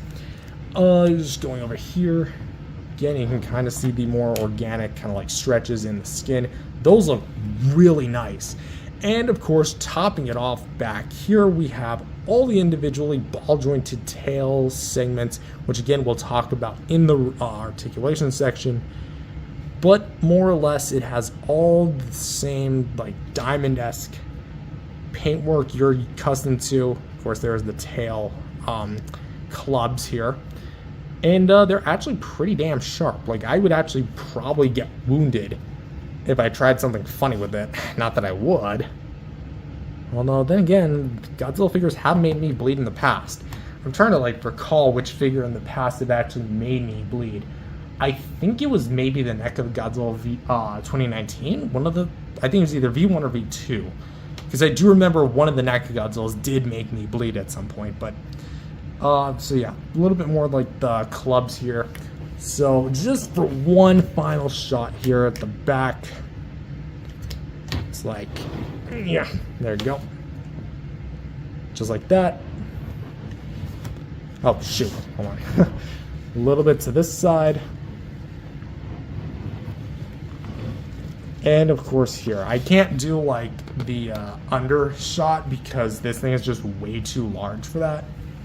But for the sculpt in paint, I'm honestly kind of shocked that this thing is as good as it is. Why? Because let me put it this way. Ghidorah was never supposed to be a colorful kaiju, and the more color and paint that's on a figure, the more like you would have to work with. And when you really throw in the idea of a Ghidorah figure in this scale with this sort of budget, it doesn't really sound good at first concept, but MonsterArts really knocked it out of the park with the sculpt and paint. There's very little for me to talk about, complain about, sorry. Maybe some extra dry brushing for things like the faces or like the chest area, but that's really just it. I dig what we have here. Personally, I'm going to rate this a 9 out of 10, 9.5 actually, because there's just not that much to complain about, realistically. So I love this thing, what we have here. For the articulation, which we can finally move on to the articulation, the jaw is going to be on a ball peg here. So it's kind of like, you can open up about this far, close up about like this, because the teeth do kind of like interlock with each other like this, it is kind of like hard to kind of get that right motion.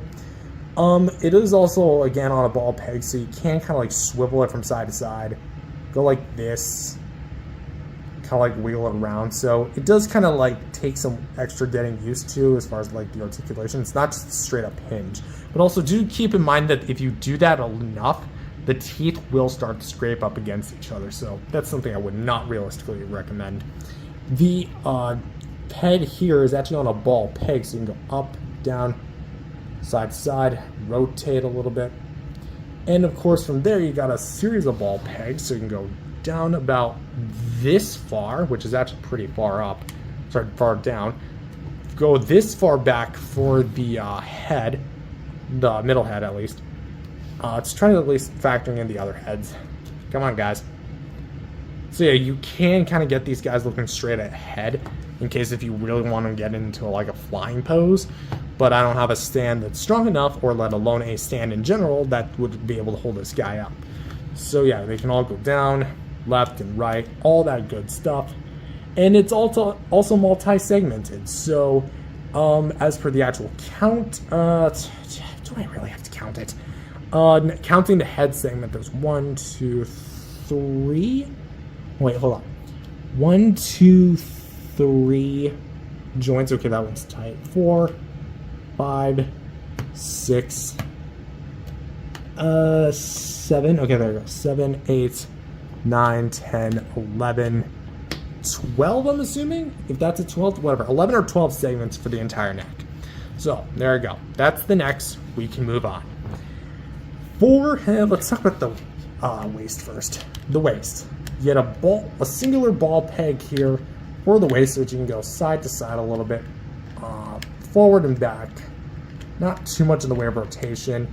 It's a little limited because of like how interlocking the figure is, because of like the design. And not to mention, if you try bending it down, god damn it, the tail fell off. It'll pretty much like interlock itself and essentially just form a lot of gaps, so it wouldn't really help anyway. But for the wings here, I think this is the one that already broke, but we can go up and down like this and up and down like that. There is a mild swivel, but I would not recommend that personally. So this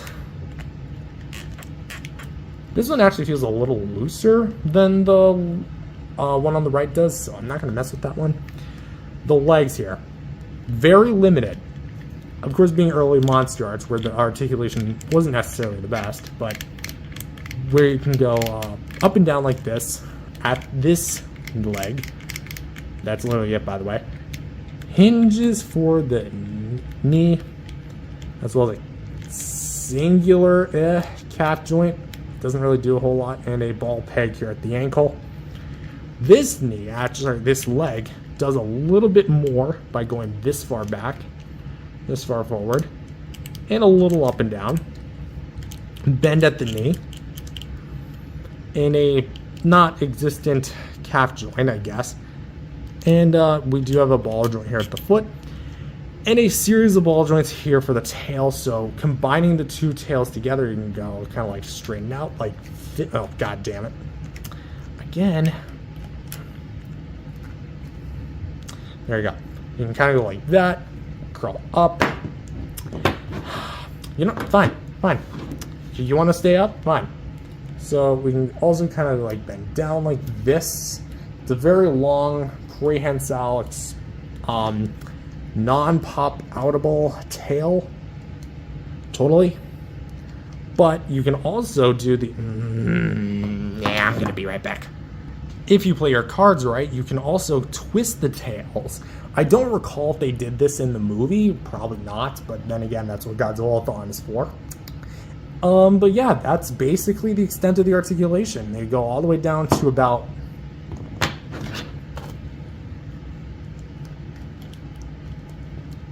They go about up to here on the actual tail tips, so there's a lot to kind of like look forward to when it comes to the movement. So for the classic 91 original release Ghidorah's articulation, he's very expressive. You can see why he's my favorite. Is he something I would recommend fiddling around with? No.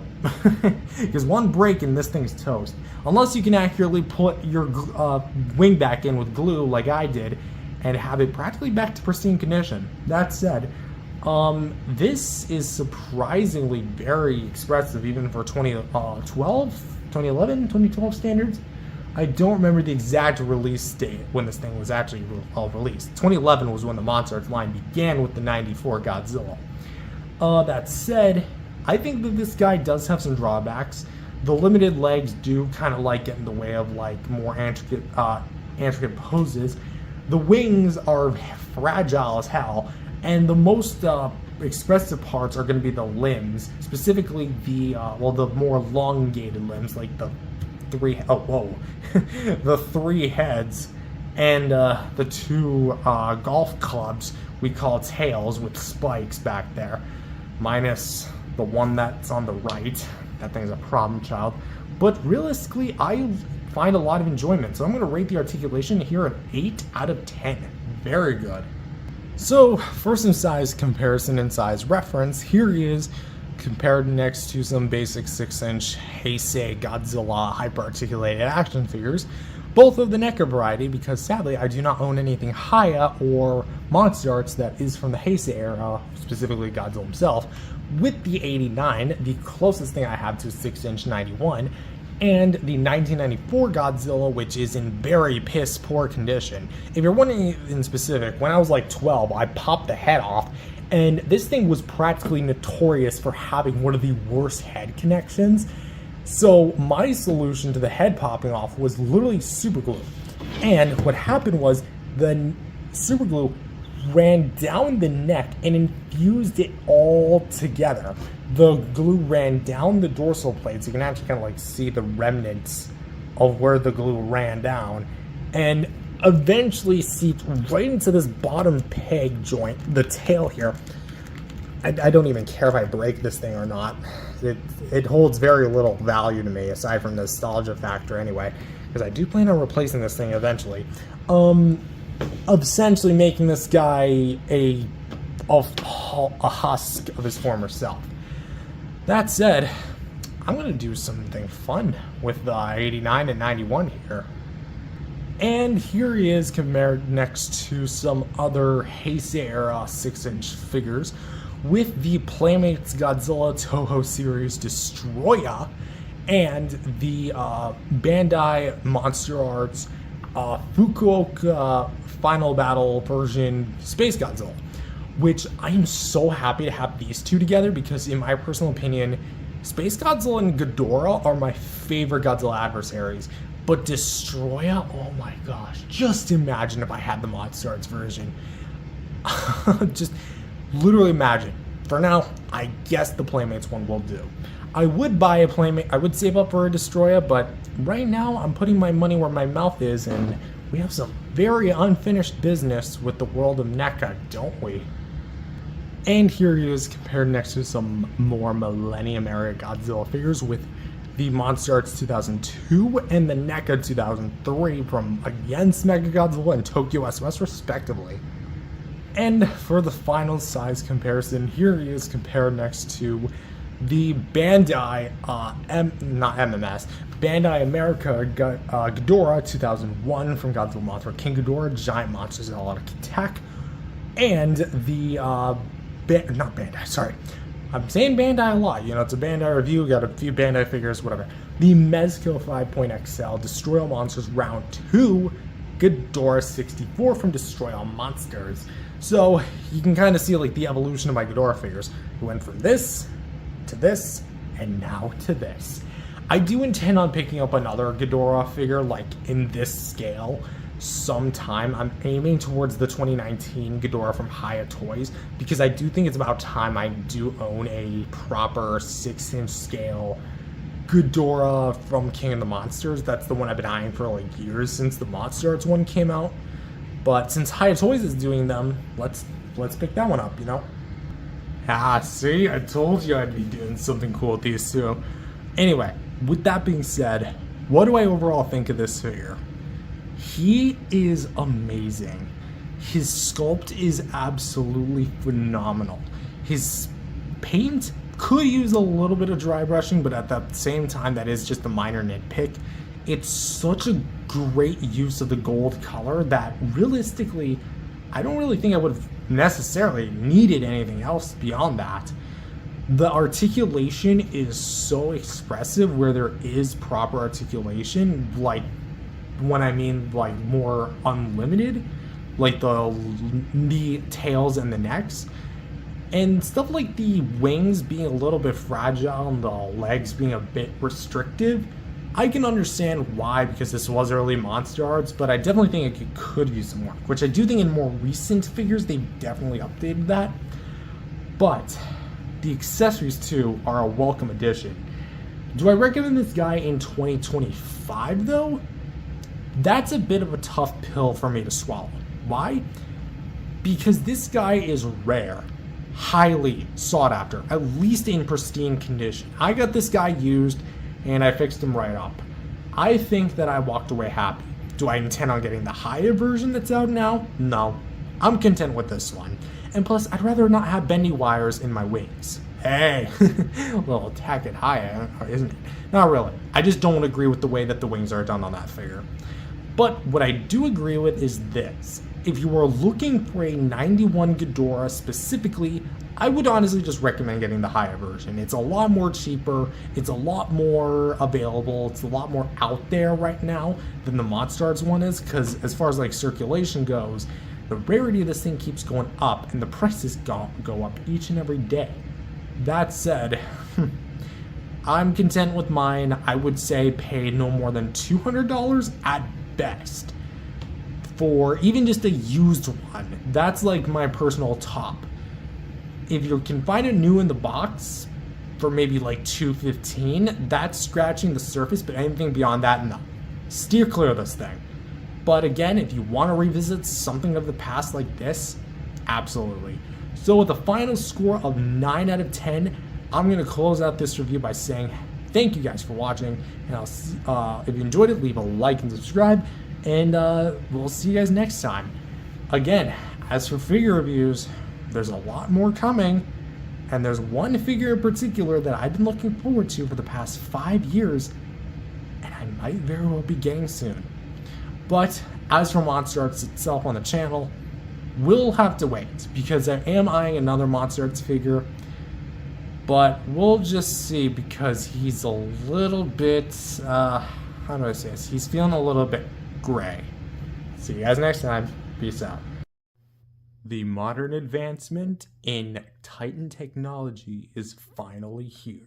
Hello everyone, welcome back to another video. My name is Matthew, and today we're here doing another figure review. Today we're taking a look at the MonsterArts MechaGodzilla 2021 from Godzilla vs. Kong Final Battle Edition. So for some context, I wasn't initially setting out to buy this figure. It was one of those figures where I was like, that looks cool, too bad I'll never own it. Yeah, that kind of aged piss poorly. But in all seriousness, I really did like the look of this thing. It was a major step up from the original, which I thought was overpriced, dull, and bland. It had a really good sculpt and probably really good articulation. I don't know, I didn't have it at the time. But the paint just left a lot to be desired, and it only came with like, well, we'll talk about this in the accessories because it also does come with it, but it didn't really have enough to justify that cost at the time, other than it was the newest, biggest, baddest MechaGodzilla back in 2022. Fast forward to this year, and we have this guy, at least I think it was this year, I don't know, this dude is like packing a lot. But with that said, I found a deal on the secondhand market, snagged it up while I had the chance, and yeah, now I own him. So with that said, is this guy really the big bad MechaGodzilla we were waiting for, or is he just as pathetic as my brother views him? Just for context, he doesn't like the 2021 MechaGodzilla. So let's find out. So first things first is we're going to talk about the accessories, because that is going to be the main drawing point of this MechaGodzilla. And I'm proud to say that this is one of those MonsterArts figures where they really locked in, as the kids say these days, with the accessories.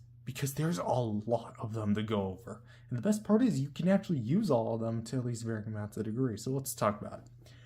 First things first is that he comes with a pair of gripping hands, which in the film, MechaGodzilla does use these hands a lot. He uses them to punch, slap, kind of like grab, putting them into a fist and like sucker punch Godzilla or Kong.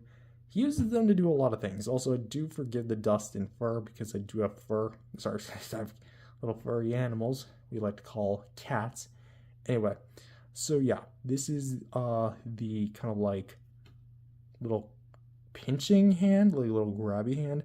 At first, I thought the arm position was a little weird, but it does make sense given the context that it's in. Of course, you have the little segmenting here.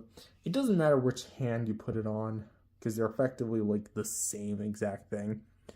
Because I don't think there's any L or R indicators. I'm trying to actually do a double check. Not really. Anyways, so to attach these has never been simpler. You want to take the figure and grab down about here, lightly twist, and boom. Don't lose this. Next, you're going to want to put this on, and boom. There is MechaGodzilla with his pinching now. Just for a little bit of comparison here, the standard hands you get are more like the splayed out motion, which makes sense again in the film. But do keep in mind that just a little side thing while I have these two pieces, just gonna move MechaGodzilla back, is that there's another way you can do it. You can actually pop the fingertips, well, more specifically the knuckles, off. Trying to actually like do it here on camera. This is used, so I figured it would be a bit easy to pop it off. I don't want to like accidentally break something, because if I do, there goes like, God, I don't even know how much this thing's worth, like 150, 160 at US retail. Let's actually try going for this one.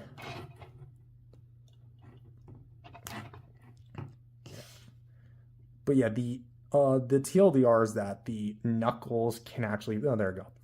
These can actually pop off. And let's actually pop this sucker off. You can actually mix and match the hands. So if you want to, you can actually have MechaGodzilla like curling in his fingers like this. This is actually really cool. This is actually what the original figure did come with. Just the hands here. So, hold on, I'm trying to find like the right corresponding hand here. Because admittedly, when you have like multiple hands popped off, this finger goes on that hand and that hand goes on this finger, it does kind of get a little disorientating. Come on. There we go.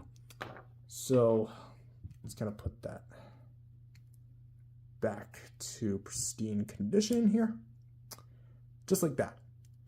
So yeah, you get, and keep in mind, it's like they're all hands. So this tip, that, here, and there can all pop off, and you can essentially mix and match to whatever you want. Now, just because I'm going to do this, and I want to make mention of this, these are individually put on, but they do not articulate.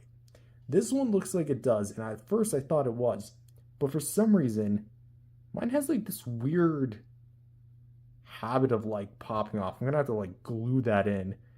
I'm guessing like the original owner of this thing probably went to town on this. Not actually, but like probably accidentally broke it. I don't know. But effectively, do keep in mind that yours may be like that. So because of that, I've had a few instances where that finger's popping off. Thankfully, I do have some crazy glue over in my drawer. So that's at least very much serviceable.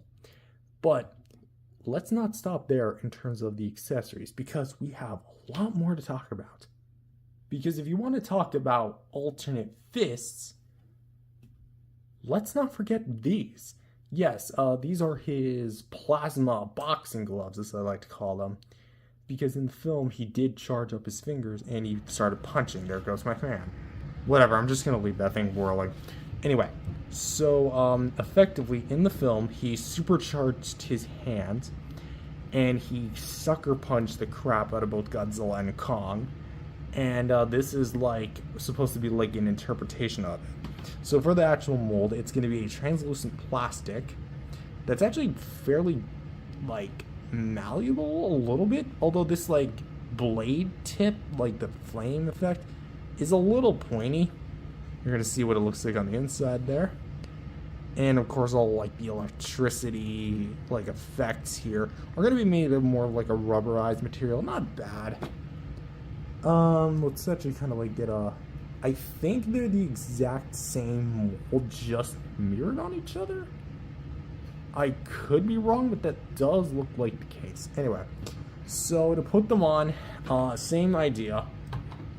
Let's get rid of the fists here, and let's put in this one. Now, you're going to see how it's squared off. Put them to each corner, and of course the ball socket goes in like that as well.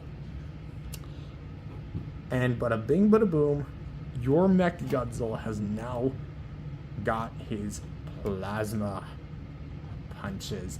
In fact, let's kind of get it for both hands, shall we? Yeah, there you go.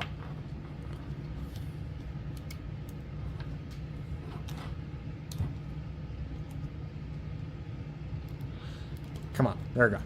Anyway, so here he is, his plasma boxing gloves. And there is like, okay, let's kind of like talk about this. The figure itself does kind of get weighed a little bit, so you do kind of have to like finagle it. We'll talk about more in the articulation section, but this is what it looks like with the gloves. If I did have a bit of a complaint, this might sound a little weird, but I don't think the quality of these matches this. Because, like, you notice how, like, smooth and over, how plasticky it looks in comparison to the main body. I don't know, it just kind of looks a little off. And not to mention, this is more of a minor gripe, but in the film, we still do see his fingers while he's punching. Here, you have to get rid of the whole thing. God damn it, I just realized now I got 4 fingers on the ground. But anyways, that is aside from those, I do think that these are decent replicas of what we saw in the film. And because they are made of a softer material, if he does kind of like fall forward, he's gonna have these to kind of like save his fall. And not to mention, you do get a bit of like a ball joint movement. We'll talk about that in the articulation department. But effectively, you can rotate all the way around and go a little up and a little down, side to side.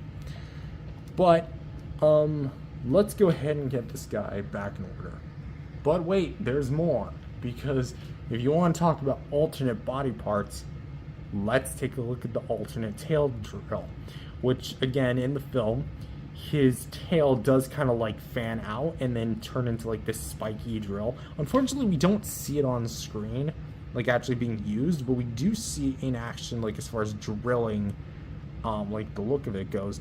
But effectively, it's just the same kind of like metallic piece of plastic with a clear tail tip peg in the middle. So putting this on has never been easier.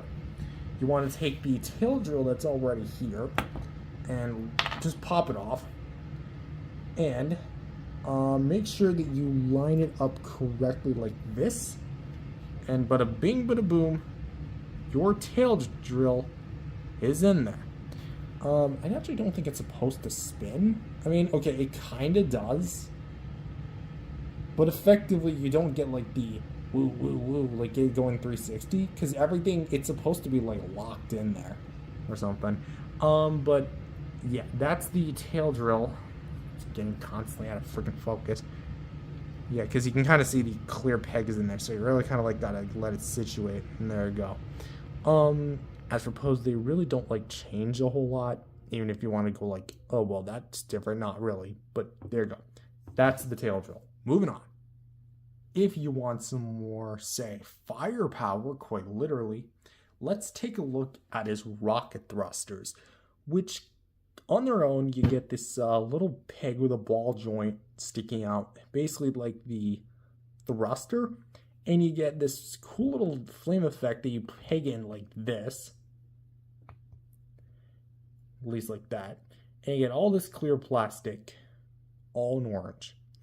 And effectively, it's supposed to go on MechaGodzilla's back, which is a little tricky, admittedly. So what you're supposed to do is you're supposed to lift this big like compartment up here. Let's actually like angle the camera a bit up, just like this. Next, you're gonna want to like kind of pry in there, and then you want to make sure that this little back part is like shifted a little bit, as you can see. I don't know, I just undid it, but there you go. And you're gonna see that there's 3 to each side. The whole thing is gonna come with 6 rockets and 6 flame effects. So effectively, you're getting 12 pieces total to create this effect. So I'll be back when I have the whole thing. And after about 5 minutes of finagling with this thing, that's also a problem that I'm gonna have to also attend to. You didn't see it, but part of the tail popped off, but that's also going to be addressed in the video too. So you get 3 on both sides, like 3 total rockets, and effectively what this is supposed to look like is MechaGodzilla firing off and launching himself towards Godzilla or Kong, primarily Godzilla, because Godzilla did get his butt pretty badly whooped in the film. But as it stands here, these look actually pretty nice, and I do like the overall look at them. But would you believe me that we're still not done? Also, before I actually forget to mention, these are on individual ball joints that sometimes like to pop out.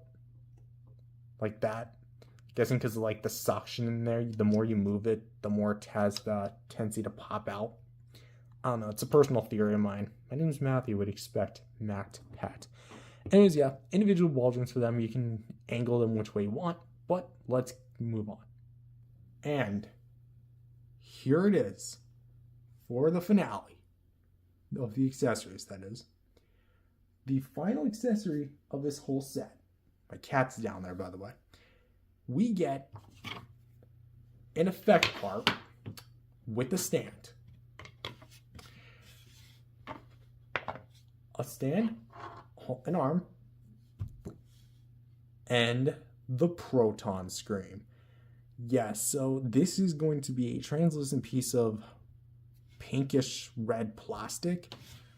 And let's actually kind of like showcase this better like this. So as you can see, it kind of looks like a long red Twizzler, as I said with my Playmates review, but it's a lot more like electricity-ish.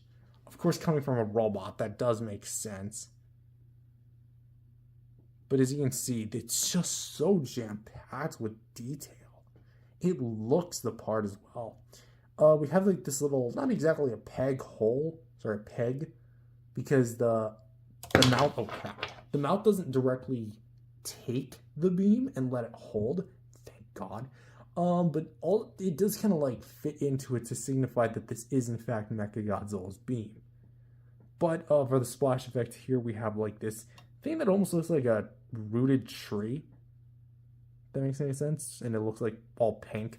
Now I'm kind of wanting like a drink. I don't know, maybe I'll book myself a trip to Hawaii or like Rio and have like a nice drink on the beach. I don't know. Anyway, so let's go ahead and assemble it. So you get this stand, this big arm. I don't know which Tamashii stand it is. That's out of my realm of knowledge, because this is actually my first ever Tamashii arm. I know, because like every MonsterArts figure I've ever owned doesn't have an accessory, or does have them, but the seller didn't include it. But does have a hinge, and then when it's coupled with the beam, can swivel here and swivel here. And as I mentioned, I'm trying to find it right here. Let's just read the copyright info there if you really want to, but just effectively like a clear sheet of plastic that the bigger part goes right here. Nice like that. And nice small peg that goes in right here to the peg hole right there. And you notice how I got the gloves back on? That's because you're going to want to open MechaGodzilla's mouth up real nice, like that. And bada bing, bada boom.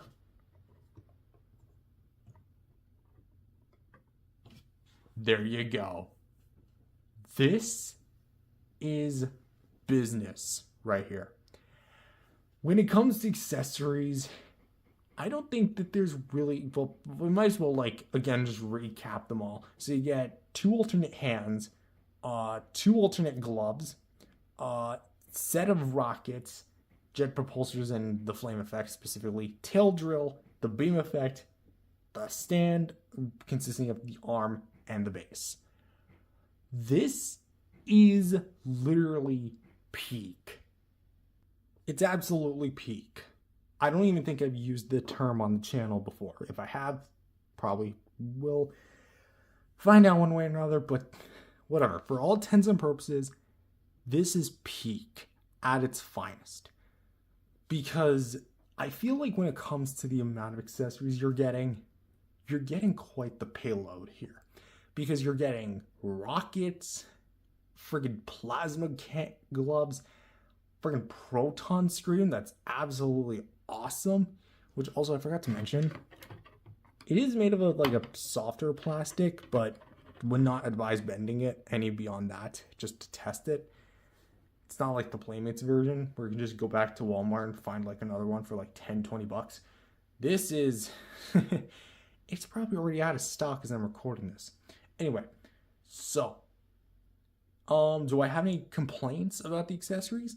I definitely think the plasma punching gloves could be a little bit more improved. But beyond that, I don't really have any complaints. You're getting the whole kit and caboodle with this thing. You're getting like the whole package. If there is one weapon that MechaGodzilla is theoretically missing, it would technically be the missiles. Because, spoilers for the articulation, but the cannons in question can actually open up. But beyond that, I don't really have any complaints. I'm gonna go ahead and say 10 out of 10. Well, actually more of a 9.5. I feel like a 10 out of 10 is being a little too generous. But a 9.5 out of 10 is just right there. That 0.5 is realistically just for those gloves. But I don't know, this thing is so wicked. But beyond this, it makes for one hell of a crazy as heck setup. And I'm just in awe with this thing. But before we actually get a little too ahead of ourselves, let's go ahead and take a look at the base sculpt and paint. So now that we finally have our accessories, the very lengthy list of accessories out of the way, it's time we go ahead and take a look at the figure itself, which, spoilers, is a repaint, yes, as I've said already. But effectively being a repaint of the original 2021 MechaGodzilla, which I think was released in 2022, and to my knowledge was based on near finalized or finalized renders from the actual film. Because like I do think that it was like made during the movie's production, so everything maybe wasn't finalized, whatever. Essentially, this thing was not made when the final movie was finished. This is going to be actually pretty damn close to the actual on-screen model, as we'll take a look at. But effectively, it's a repaint, so let's go ahead and take a look at it. For the sculpt and paint for the face, this thing is on a whole other level. The actual details here for the face, you can see all the cybernetic details and panels, lining, and it looks really nice. For the actual eyes, they are painted that like tiny little red dots. From what I can see, there's not too much detail on it. But to me, from here, it almost looks like a red nerd candy. So who doesn't like nerds? Anyway, For the actual like rest of the head, it is very well segmented and very well lined, detailed even. I do like the overall aesthetic we have of this thing, and it looks really nice just up and close as well. The whole head here is made of a kind of like a plastic, chrome plastic to be exact, with some like I want to say like kind of like a glitter, shiny infused part in there to make it a little bit more metallic-y looking esque. And of course, we have all the lineage on the head and the sides. They're a bit more smoothed out than they should be, but that's all right. But we do have, again, more like the detail work here. Bottom of the jaw, more line detail here. And let's kind of talk about the inner workings of the mouth, which for the mouth itself, prying that sucker open as far as it can go. The bottom jaw and the top of the jaw actually are grinders. So effectively, if you've seen those videos of where people throw like these these like little things inside these big machines, that's actually what these are, except they're maximized for Titans. So when the skull crawler, if the skull crawler were to like get bit, then it would have been shredded to bits. Like, this is nasty just to think. Although the question is, because there's no opening here, where does all of it go? Dun dun dun. Anyway, so for the actual inside of the mouth, I believe the original MechaGodzilla from MonsterArts didn't have anything in the mouth aside from the hinge. This actually does, being the cannon that he fires with in the movie, being a red kind of like painted ring, and of course the two like little piping works almost acting as Godzilla's membrane, like the equivalent of their speaking. And it just looks so cool the way it just like drops down when you close the mouth, it's not there, and then when you open it up, it actually opens with it. Like, that's really cool engineering. I honestly really like the fact that they did include it, and it's not like an alternate head sculpt, and you can actually tell that it just looks the part as well. So that's something I really do like. For the neck segmenting, we have more of like the neck ridges here, kind of like to simulate Godzilla's gills, even though they're not really. And then we have the red interior pipelining, which I think is actually what is mainly different from this release compared to the original. And, oh, well, there goes the tail. You know, I'm going to leave off the tail just because I don't like how freaking big it is. Constantly trying to, like, shake it around just to get, like, different angles of the freaking thing. We have, like, several lines of the, because I think, okay, sorry, going back to, like, the red mechanical detail. The original figure did not have it. This figure absolutely does, and it's fully on display here. Of course, we do have the segmenting of the metallic detail here going as well, and that looks really nice with the red. The next segments, the dorsal spines up here look really nice with some nice sculpt work and some maybe little paint jobs. The individual sculpt, as you can see there, so that looks nice. Of course, the very pointy, kind of like rough faded ridges up there. So those look nice. For these shoulders, which are actually, let's talk about the chest. We have some red panel lining and then some more pipe work, which are also going to be painted red, as you can see. So that looks nice. A lot of like the cybernetic details. Here we have for the front all like this beautiful mechanical components. And then we have all like this majestic side, like the red just looks so well applied. And it just looks really nice. Overall, like, just really well done. Just all, like, the line work here, as well as the chest cannons, which, yes, they are. I'm going to be probably just, oh, well, there we go. Just to kind of, like, show you, because they do open up. I don't know why I had, like, such massive problems, but there you go. That's what they look like. No missiles, obviously, as I mentioned before, but let's just, hold on. Something that I kind of found out the hard way is that you got to close them. If you want to open them, you open them from the bottom up. And if you want to close them, you close them from the top down. Because the thing is, they kind of like get in the way of each other. So just be mindful when you're opening that, because that hinge is probably really small and could very well snap. Anyways, for the let's actually just talk about the dorsal fins because they're pretty simplistic. We don't have a whole lot to go over them.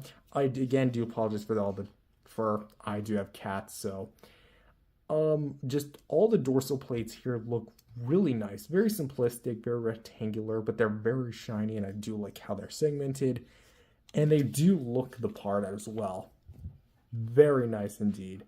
Of course, we also have like these this shoulder flaps being very well detailed, not so much in the way of paint. Also, let's kind of like flap this sucker open, which is shockingly harder to do than expected, because we actually have the shoulder cannons in there, which if I remember correctly, they were not supposed to include the shoulder cannons, but MonsterArts did anyway, and so there you go. Anyway, so it's also just for safekeeping, let's dropping that piece. Can I pop it out? Yes, I can. So yeah, it pops open on a hinge. So you can see. As you can see, just close it back up. Putting the finger on, because I did say previously that the finger does have a bit of a problem. But yeah, that's that. Anyways, you get more of like the shoulder area with more like the pipe work and the pistons here. It looks very nice and very close to what we saw on film. More or less like the reds on the panel lining a little bit here. And then of course you have the axes acting as MechaGodzilla's mechanical armor, if you do so wish to speak. More or less here on this side as well, where it's a bit more blocky in comparison to other MechaGodzillas, but we do have the red panel lining inside. Looks very nice, and I do like the aesthetic here. And just like overall, the amount of detail you're getting, in my personal opinion, just cannot be beat. Also, just to run it out to this side as well, there's realistically no difference, little to no difference, that is. I really gotta glue this thing in. That's kind of annoying. Also, for the hands, these are going to be the base ones you come in with the box, so these look really nice. You do kind of get to see the little buzzsaws. No, they do not move as expected. Maybe if this was an overall bigger figure, they can move. Because Gigan's moved. 2004 Gigan, more specifically. But not this one. Anyways, so that is going to be it for the hands, just for one last overview. As you can see here. And next, let's go on to my personal part of the figure, the legs. Now, for the leg detail, I actually love this thing a lot. It's got a lot of nice segmenting, although we have like these free-floating pieces there. At least I think they're supposed to be free-floating. I don't know. This one especially has been like really loosey-goosey and just does not want to stay put. And of course, we have all these pistons, which are going to be tapped into the articulation soon. We have all this like incredible line work here, and it looks so good. Here at the back, without the tail, you can kind of see more of it. Well, let's try and like focus that in a bit more. There you go. Look at all that segmenting. This really looks like a mechanical Godzilla. That looks nice. And for the feet, pretty alright. I didn't even realize we actually had screw holes. So there we go. Screw holes on a MonsterArts figure, ladies and gentlemen. Anyway, so for the actual tail, let's actually apply this correctly. Also, I would like to make mention that it does seem like the previous owner of this guy had to like super glue the ball joint in. I wonder if that's like broken or there was just to like tighten up the thickness, because there was like a super glue trick online that I heard of. Anyway, for the tail, it is entirely segmented with all like the individual segmented details here. Pretty much more or less the same work that you've seen on the spines. Essentially, one segment is almost identical to the next, and it just keeps getting smaller, smaller, smaller, smaller, smaller. Until we get to the tail drip end. Tail drip. The tail tip end. Tail drill tip. There you go. Which is going to be the standard one with it being enclosed. And of course, we have all the like little line segments on this one. So it looks pretty well done, and I do like the way it looks. So overall, like, at least just for one last view, here's the bottom shot, the side shot, the front. Oh, that's also another problem. I don't know if this is courtesy of the actual figure, probably not. But mine has like this really bad reoccurring issue where the whole like tail segment here just comes undone. And I realistically don't know how to fix it, because if I try doing super glue, I fear that it's going to, because like super glue is really running, and if I try doing that on this figure, it's going to like badly screw up the joints. So it doesn't actually happen when I'm like rotating it, which is weird, but it only happens like very circumstantially, because like here I'm trying to tug it and there you go, but if I try pulling it or do anything else with it, it stays put. So realistically it's like a side to side motion that kind of does it. I don't know. Anyways, back to the MechaGodzilla at hand. I think that the overall looks of this thing are just amazing. I do love the overall aesthetic. Do I have any gripes? Well, maybe some parts of the figure do look a little bit too smoothed over, like this when you like lift it up. But at that point, that's kind of like more minor nitpicking. And I'm really happy with the way this thing looks. Like, this is sculpting paint wise, like super freaking close to the on-screen MechaGodzilla. And I'm baffled this thing is just now entering my collection. I mean, then again, this is a newer figure, so what am I really expecting? So for sculpting paint, I'm going to go ahead and say, you know what? I'm going to say 10 out of 10. I realistically have no problems with it. It's just the articulation I have problems with, which we'll get into now. Now, as I mentioned, this is a used figure, so what I'm about to describe does not showcase the figure when you actually get it in hand. I don't know what is happening upstairs, but something is going down. Anyway, so let's go ahead and judge the jaw here. We have the jaw, which is on a hinge, which you can go pretty much this far down and this far up. Looks pretty nice. For the head, let's actually kind of go like this. For the head, you can go up, down, left, and right, and you can actually rotate a bit, which the head itself in the film was actually pretty expressive in that it was like able to look a whole assortment of different directions, and it does look the part. For the neck, we actually have, let's actually move 1 and 2 segments down here. So you get this segment here and this segment here, which do kind of work in conjunction with each other, but look like they have different purposes. This neck piece, you can actually get a very nice rotation out of. I think comfortably about up to here. I don't want to go anything beyond that because it feels like it's going to scrape or like break. And then this one where you can actually get somewhat of a rotation, but you can actually go up and down. Pretty damn nice, side to side. Nice. Just look at that. So using the 3 joints, you can go pretty far down, pretty far up, and just overall nicely done side to side. As you can see there. Anyway, so for the shoulders, here we have like the collarbone-esque area. Not really collarbone because there's no skeleton inside this MechaGodzilla, unless if you were to count the Ghidorah skull. Maybe? Anyway, so we can go kind of like outwards, inwards, pretty much on a what appears to be a hinge, because they can only realistically get like a back and forth movement. But these little flaps, they're on hinge joints, so we can go up and down. But using those, we can actually move the arms a full, not exactly flawless on mine, but effectively a 360. As well as there is a hinge on this.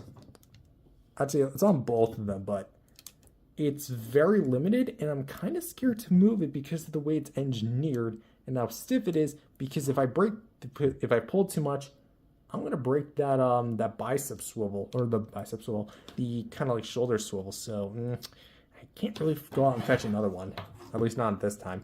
Anyway, so for the elbows, though, we actually have a swivel hinge. So we can go hinge like that. We can go like this. And we can rotate a full 360. Pretty damn sweet. I don't know what's... I'm hearing like all this creaking on the figure. Not in the good way either. And for the wrist, we can go full 360 and go up and down. There's no like clamping motion, which is weird because the Playmates giant one did it. But I guess because that one's giant, I suppose. For the torso, there's no midsection here. Which is weird in my personal opinion because MechaGodzilla did have a very articulative torso, and I definitely feel like they could have included something like that. But for what we do have here is these free-floating pieces. Not only, let's pop this thing off, the freaking tail, and of course there goes the finger. So you know what? We're just gonna leave those off for the rest of the articulation section here. We have the legs here, which are gonna be using this very weird piston system.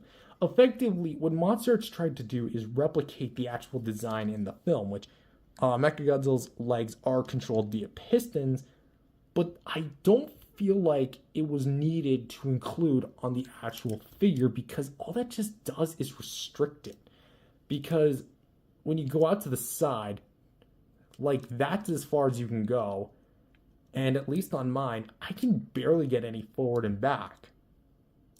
This one, you can actually kind of get a little bit more forward and back, but it's not by much. Also, the thigh swivel. Yay. There is, I think, instructions that you should take the pistons out. But at that question, that kind of begs two things.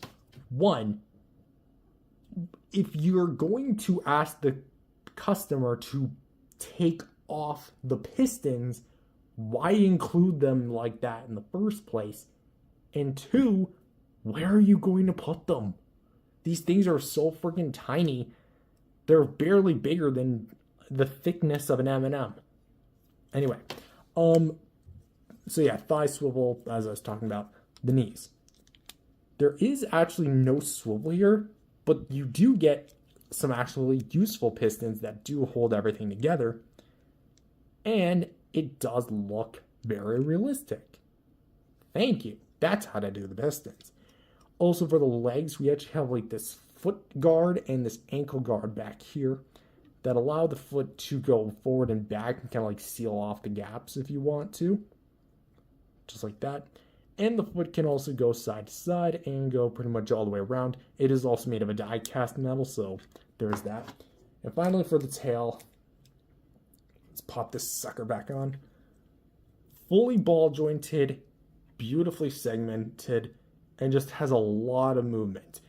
Pretty much individually speaking, all individual ball joints until you get to about this segment where it is pretty much just a solid piece. The whole actual like tail length isn't all that long because proportionally it is accurate to the film, but you actually do get like the ability to go up and down. It is a little too fluid in my opinion because it does kind of like droop.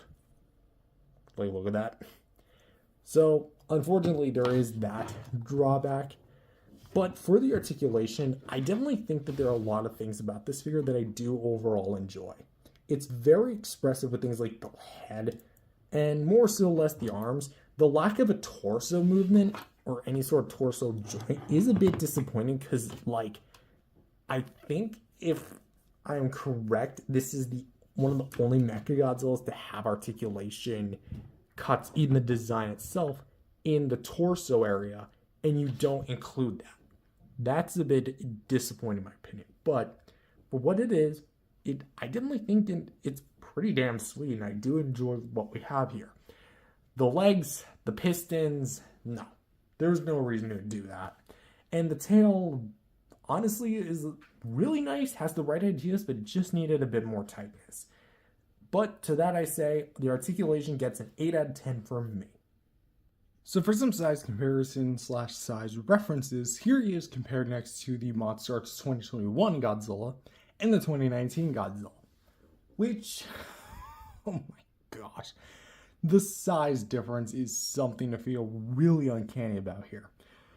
I will admit, personally, I don't feel like the size difference was this exaggerated and kind of points towards my claim that this was more based off earlier concepts from the film. Because here's the thing, earlier test models, I should say, from what I remember from the actual films, weren't actually that far off MechaGodzilla wise. Because yeah, dorsal fins may have been a little bit bigger and such, but to my knowledge, apparently like this size more works for that than it does in the final film.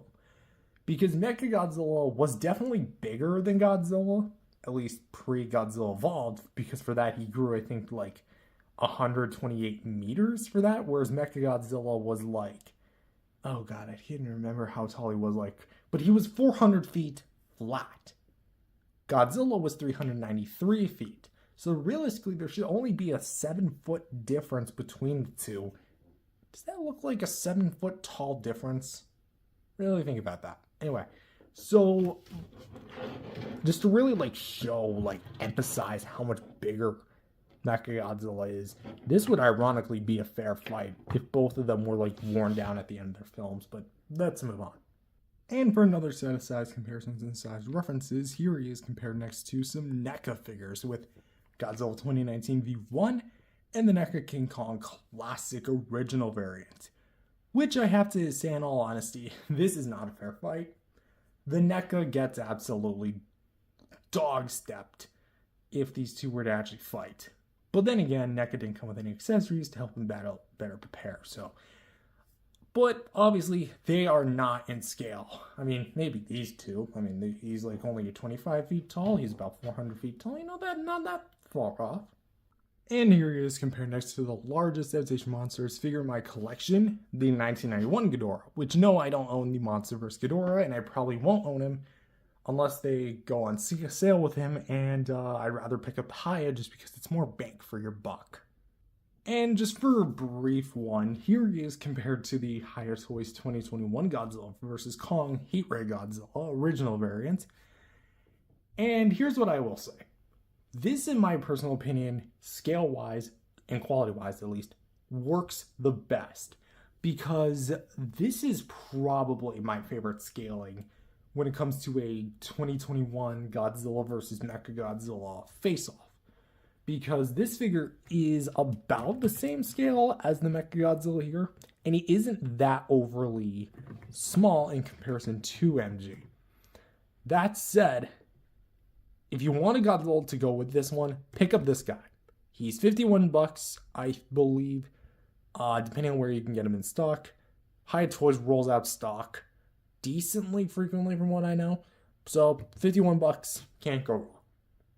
And finally, here he is compared next to the Playmates MechaGodzillas with the Battle variant and the original with Heave variant.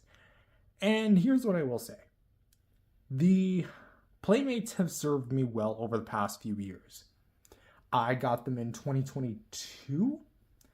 And yeah, they have served me very well, being prominent parts of the collection, being my personal favorite of the Godzilla vs. Kong line. And yeah, I just had a lot of fun with them over the years. But listen, I knew from the start that these things were never going to be able to serve me forever. And now that I have the MonsterArts, I genuinely am kind of at a crossroads with these two. I'm not sure what their future in the collection holds, but I'll keep a hold on to them. Also, for anyone wondering, this is what he looks like with the Playmates Proton Scream. Anyway, so for the MechaGodzilla Final Battle Edition, what do I think of this figure? And do I recommend him? Honestly, he is killer. I'm just going to say, he is killer. The sculpt work on this dude is amazing. His articulation, while limiting in some areas, is overall very expressive, and I am happy with the way it turned out. The accessories, that's where you're going to be getting this thing. The accessories alone are the thing that warrant this guy a purchase. If you like the amount of things that it comes with, and you like the amount that you're getting for one package, what's not to love? Maybe the price, I'll say, is a bit kind of like a steep climb because I did get mine for relatively cheap by comparison. But that said, you could very well find the same one I did too. Well, it's exclusivity, but you get it. Right now, as I'm speaking, I'm recording this in November 2025. So the holiday season is about to hit. So if you really want one, if you want to treat yourself to one or buy for a family member, go scour every platform that would sell a MonsterArts figure like this one. Big Bad Toy Store, Amazon, even eBay, even though I really wouldn't touch eBay. This figure is going to go down in price for that holiday season, so it's going to be very much the perfect time to get it. So with that said, do I recommend him? Yes, I absolutely do. Without hesitation, this is the definitive MechaGodzilla action figure. So with my final rating, I'm going to give this thing a 9 out of 10. Let's actually bump that up to a 0.5. It's personally, I'm going to say it, my favorite MonsterArts figure in the collection. There, I said it. More so than Ultima, more so than 2019, more so than 2002. Although the 2002's articulation really does step up. Anyway, I'm getting off track. If you enjoyed this video, remember to leave a like and subscribe to the channel. And I will see you guys next time. Peace, everyone. Boy, this was a long review, wasn't it?